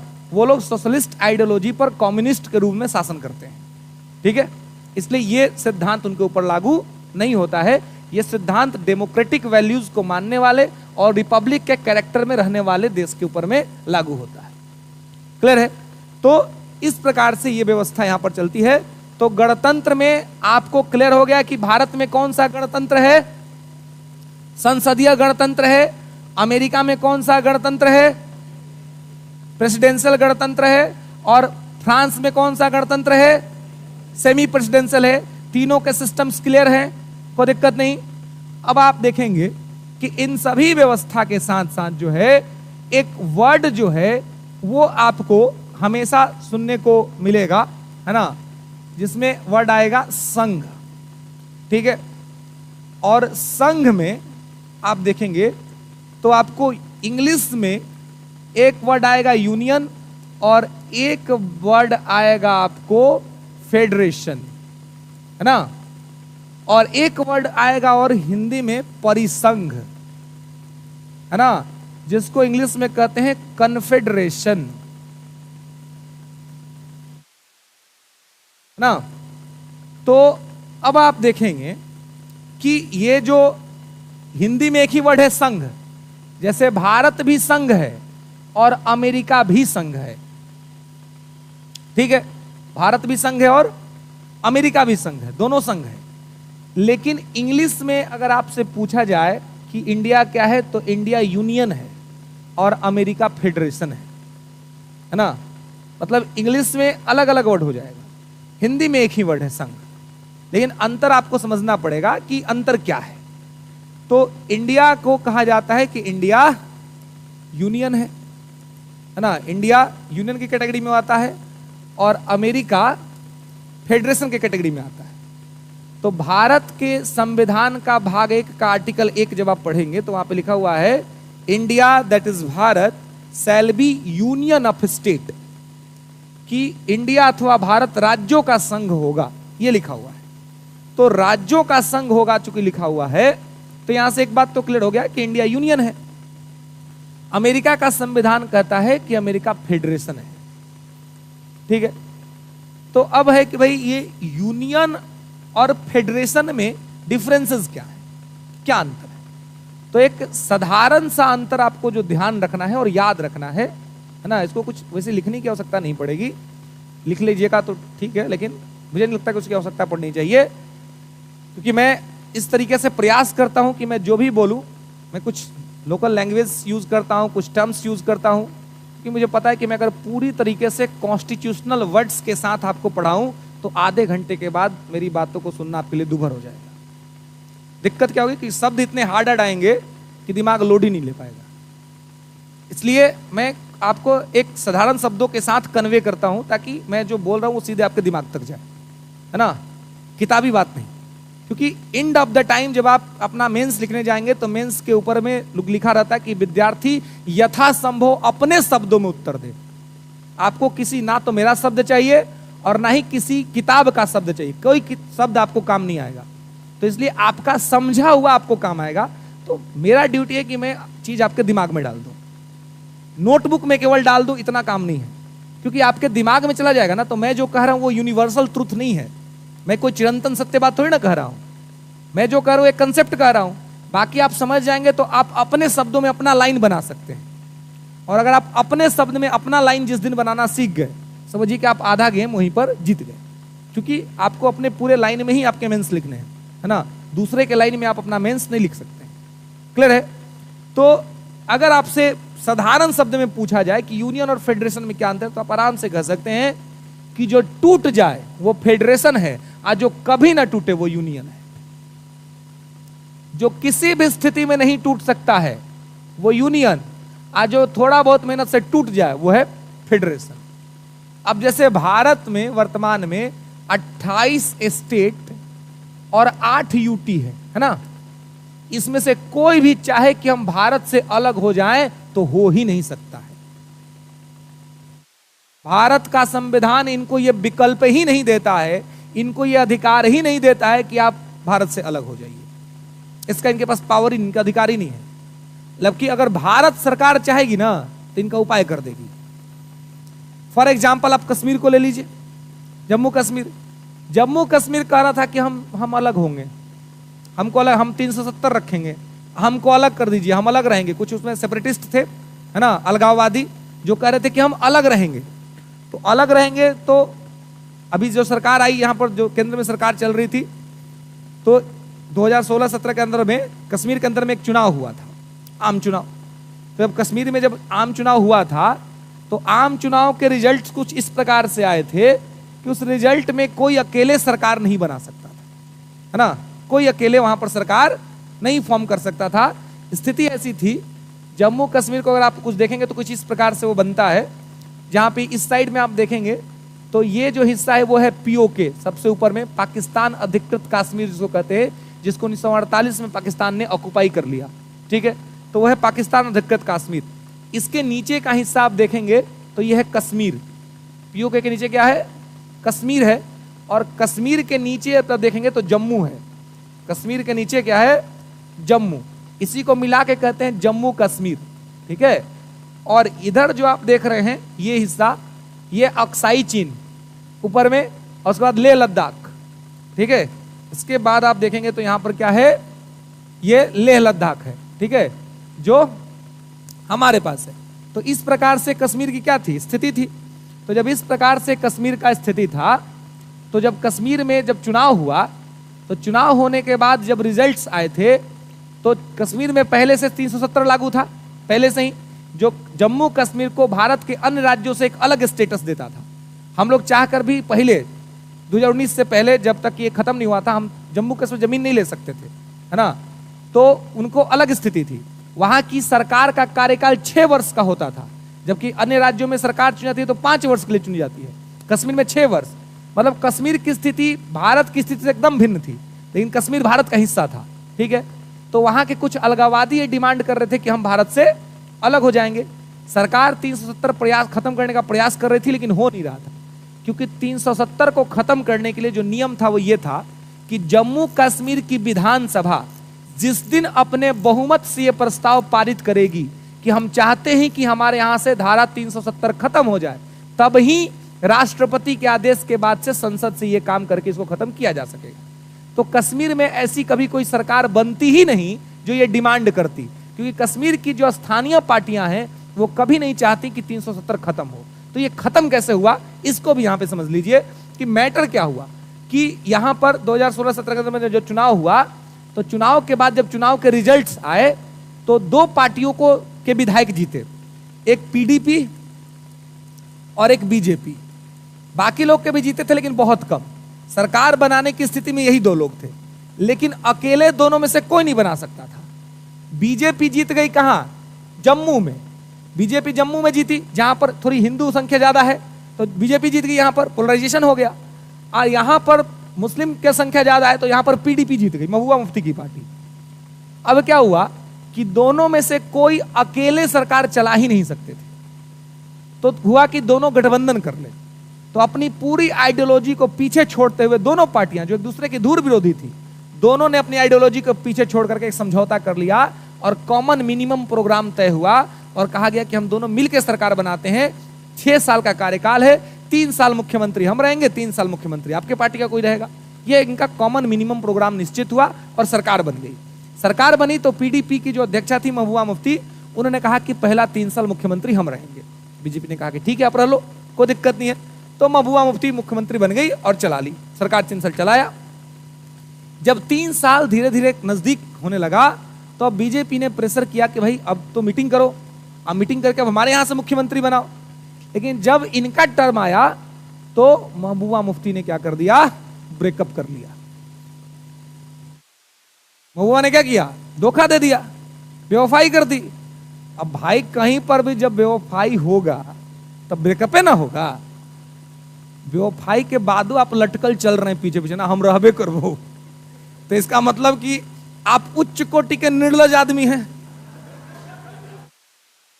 है कि नहीं। भाई तुम सामने से देख रहे हो सामने वाला क्या कर रहा है, फिर भी तुम कह रहे हो कि तुम्हारे बिना नींद नहीं आती, मतलब तुम्हारा तबीयत खराब है फिर, है कि नहीं है। मतलब दिमाग कंट्रोल में नहीं है। तब ना अगर देख लिया, समझ में आ गया कि सामने आदमी हमारे लिए ठीक नहीं है, तो फिर क्यों उसके लिए कुछ भी करे, या क्यों उसके लिए आप अपने आप को डेडिकेट करना या अपने टाइम को, अपने इमोशंस को खराब करना, नहीं करना चाहिए। यहां पर क्या किया कि महबूबा मुफ्ती ने कहा कि नहीं, अगला 3 साल हो ही गया, 3 साल हम ही को चलाने दीजिए, आप बैक सपोर्ट में बैठे रहिए। बीजेपी ने कहा कि नहीं, ये बात ठीक नहीं है। तो जब इन्होंने यहां पर धोखा दिया तो इन लोगों ने क्या किया, इन लोगों ने कह दिया कि भाई हो गया, अब धोखा हो गया, तब ब्रेकअप, अलग अलग।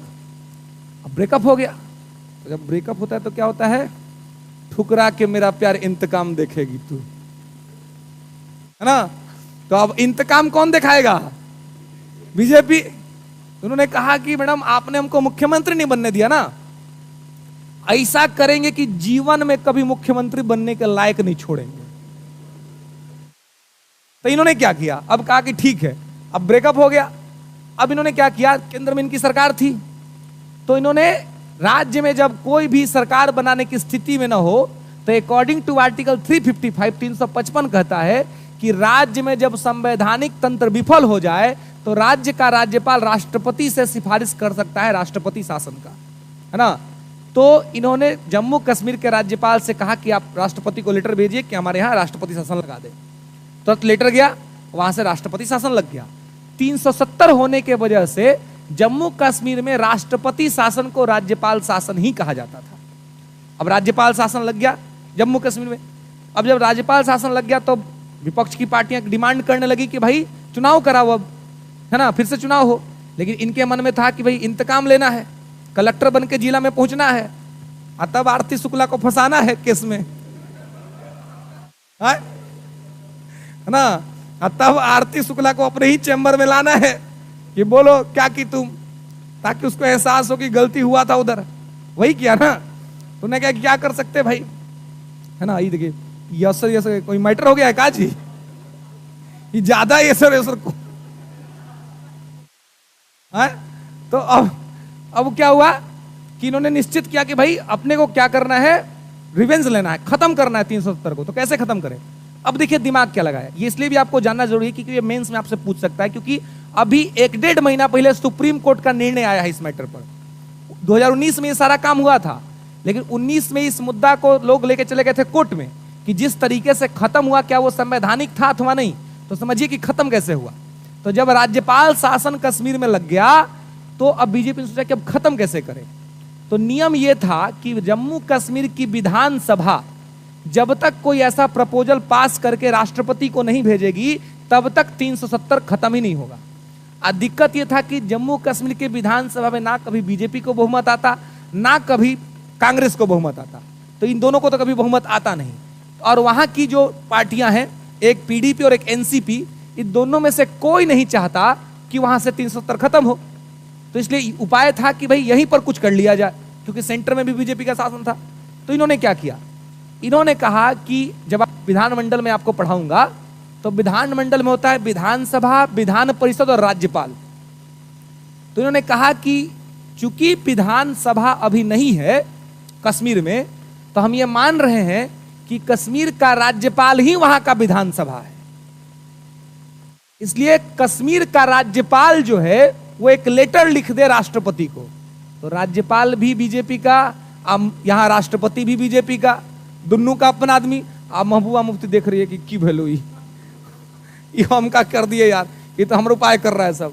राज्यपाल ने तुरंत एक डॉक्यूमेंट लिखा राष्ट्रपति को कि मैं as a state legislature of Jammu Kashmir मैं चाहता हूं कि धारा 370 यहां से खत्म कर दिया जाए। तुरंत राष्ट्रपति को प्रधानमंत्री ने कहा कि अविलंब साइन कीजिए, इस पर तुरंत साइन कीजिए। राष्ट्रपति ने तुरंत साइन कर दिया। राष्ट्रपति ने साइन किया और उस प्रपोजल को 5 अगस्त 2019 को देश के गृह मंत्री अमित शाह लेकर के तुरंत पहुंच गए राज्यसभा, और राज्यसभा से उसको पास करवा दिया कि देखिए जम्मू कश्मीर की विधानसभा कह रही, जबकि कौन कर रहा था, जम्मू कश्मीर के राज्यपाल कह रहे थे। और राज्यपाल के कहने पर राष्ट्रपति ने मुहर कर दिया, राज्यसभा से पास हो गया। लोकसभा में इनका बहुमत था, लोकसभा से तुरंत पास हो गया, और देखते ही देखते में 370 खत्म, और ये हो गया ठुकरा के मेरा, है ना, इंतकाम। अब मजेदार बात ये देखिए कि और जो मजेदार बात हुआ वो क्या हुआ कि जो कश्मीर है ना, जहां पर पीडीपी मजबूत थी, तो एक तो यहां पे क्या हुआ कि इनको 370 भी खत्म हुआ, और 370 को खत्म करके इसको दे दिया गया यूटी का दर्जा, यूनियन टेरिटरी, केंद्र शासित प्रदेश। वर्तमान में जम्मू कश्मीर एक राज्य नहीं बल्कि केंद्र शासित प्रदेश है। तो केंद्र शासित प्रदेश बना दिया मतलब कि मुख्यमंत्री बनने का स्कोप ही खत्म कर दिया, है ना। हाँ, लेकिन उसमें क्या कहा कि अब दो हो गएगा, लद्दाख को अलग कर दिया, आई कश्मीर, जम्मू कश्मीर को अलग कर दिया, ठीक है। और सरकार ने कहा कि लद्दाख में चुनाव नहीं होगा, लद्दाख सीधे देश के होम मिनिस्टर के कंट्रोल में रहेगा, और जम्मू कश्मीर में चुनाव होगा। हालांकि अभी तक हुआ नहीं है, लेकिन सरकार ने कहा कि जम्मू कश्मीर हम चुनाव कराएंगे, और यहां पर मुख्यमंत्री होगा। मतलब जम्मू कश्मीर की स्थिति वैसी ही होगी जैसे वर्तमान में दिल्ली की है अथवा पुडुचेरी की है। पुडुचेरी, दिल्ली वर्तमान में केंद्र शासित प्रदेश है, लेकिन दोनों जगह मुख्यमंत्री है। तो वैसे यहां भी होगा। लेकिन तो क्या इससे महबूबा मुफ्ती मुख्यमंत्री बन पाएगी? नहीं बन पाएगी। क्यों नहीं बन पाएगी ये समझिए। ये जो कश्मीर है ना, जहां पर इनकी पार्टी मजबूत थी, इसका ये लोग क्या किया, जम्मू कश्मीर का आइडेंटिटी भुलवा दिया। जो कश्मीर है ना, ये कश्मीर वर्तमान में लद्दाख में घुसा दिया है। कश्मीर कहां चल गया है? लद्दाख में। यानी कि कश्मीर वाला रीजन में तो चुनाव होवे नहीं करेगा, ये चल गया लद्दाख में। तो यहां लद्दाख वाला में तो कहा गया कि चुनाव होवे नहीं करेगा। आज जहां पर बीजेपी पहले से मजबूत थी, कहां, जम्मू, वहां कह दिया कि चुनाव होगा, तो अपन चुनाव, अपन मुख्यमंत्री। और ये सब कैसे हुआ है? क्योंकि भारत यूनियन है, और यूनियन का मतलब है कि आप भारत को छोड़ के कहीं नहीं जा सकते। मतलब ऐसा संबंध बनाइए कि ब्रेकअप का विकल्प नहीं है। एक बार आइलो तो हो गया भाई, अब हमारा यहां से जाए के नहीं हेलो। मतलब जैसे हमारी संस्कृति है ना, हमारे यहाँ विवाह होता है, हमारे सनातन हम लोग क्या होता है, विवाह होता है।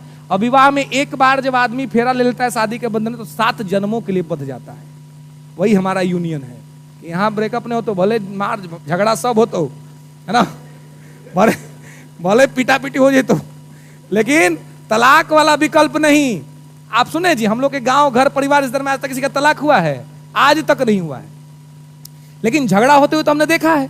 हमने क्या अपने माता पिता के झगड़े नहीं देखे? देखे, हुआ है माता पिता का झगड़ा, है ना। लेकिन उस झगड़े के बीच में हमने ये भी देखा है कि भले माता पिता का खूब घनघोर झगड़ा हुआ है, दोनों एक दूसरे से बात नहीं कर रहे हैं, लेकिन मां तब तक नहीं खा रही है जब तक पिताजी नहीं खा रहे हैं। और पिताजी खा तो ले रहे हैं, लेकिन छोटे बच्चों के माध्यम से यह भी जानने की कोशिश कर रहे हैं कि मां खाई है कि नहीं। यह हमारा प्रेम है। होता था कि नहीं होता था? तो संबंध ऐसे ही चलने चाहिए और ऐसा ही संबंध चलता है। आप अच्छा के तलाश में घूमते रह जाइए, कोई ऐसा मिले जिससे लड़ाई ना हो, झगड़ा ना हो। लड़ाई झगड़ा खाली 2 महीना नहीं होता है। कतनो समझदार हुए ना, तीसरा महीने के बाद लड़ाई झगड़ा शुरू। स्टार्टिंग में ना नहीं होता है जी, क्योंकि स्टार्टिंग में आपका सामने वाला का सब अच्छा लगता है। तो जो दूर है वो खास है, जो पास है वो आम है। जो जितना देर तक दूर है वो खास है, जिस दिन आपके पास आया आम हो जाएगा। आम हो जाएगा तो कमियां दिखेंगी, कमियां दिखेंगी तो झगड़े होंगे। तो झगड़े होंगे तो क्या अलग हो जाइएगा? नहीं होना चाहिए। आपको अपनी अंडरस्टैंडिंग को देखना चाहिए कि हम किस स्तर तक चीजों को ठीक कर सकते हैं, क्योंकि कोई भी आपको पूरी दुनिया में प्रॉपर नहीं मिलेगा। हर जगह पर कुछ ना कुछ दिक्कतें और समस्याएं आपको रहेंगी। तो यहां पर अगर 3 साल वाला चेंज हो गया रहता तो आज ये स्थिति देखने को नहीं मिलती। ये सेंटर इसलिए कर पाया क्योंकि यहां पे क्या था? ये यूनियन था। तो इसका मतलब ये हुआ कि भारत से छोड़ करके कोई भी नहीं जा सकता। माने एक बार भारत में आ गए ना, जैसे सिक्किम आ गया भारत में, अब सिक्किम कहे कि हमको छोड़ दीजिए, कुछ हो जाए नहीं छूट सकता। जाने का विकल्प नहीं। हम लोग बुला के दरवाजा बंद कर देते हैं भीतर से, किली लग गए लो, अब जाके दिखाओ हिम्मत है तो। कोई जा ही नहीं सकता। इसलिए मैंने आपको कहा कि 2 और 3 से पाकिस्तान डरता है कि जिस दिन 2 और 3 अगर भारत ने यूज कर दिया तो एक बार तो आ गए, और जब आ गए तो भारत का संविधान कहता है कि जा नहीं सकते, है ना। तो जाने का विकल्प ही नहीं है, हम किसी को जाने ही नहीं दे सकते। इसलिए हमारा क्या है? यूनियन है।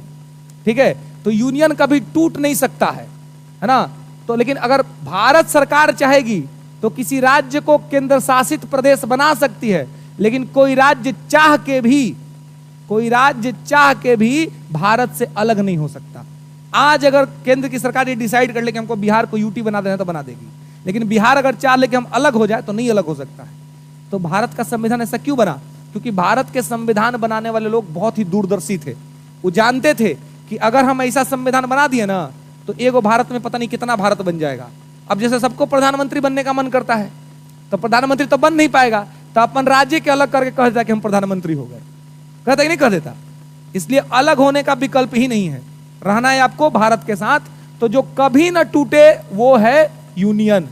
आज जो थोड़ा बहुत मेहनत से टूट जाए वो है फेडरेशन से। कि अमेरिका में 50 स्टेट है, अगर कोई स्टेट चाहे कि हम अमेरिका से अलग हो जाए तो अलग हो सकता है।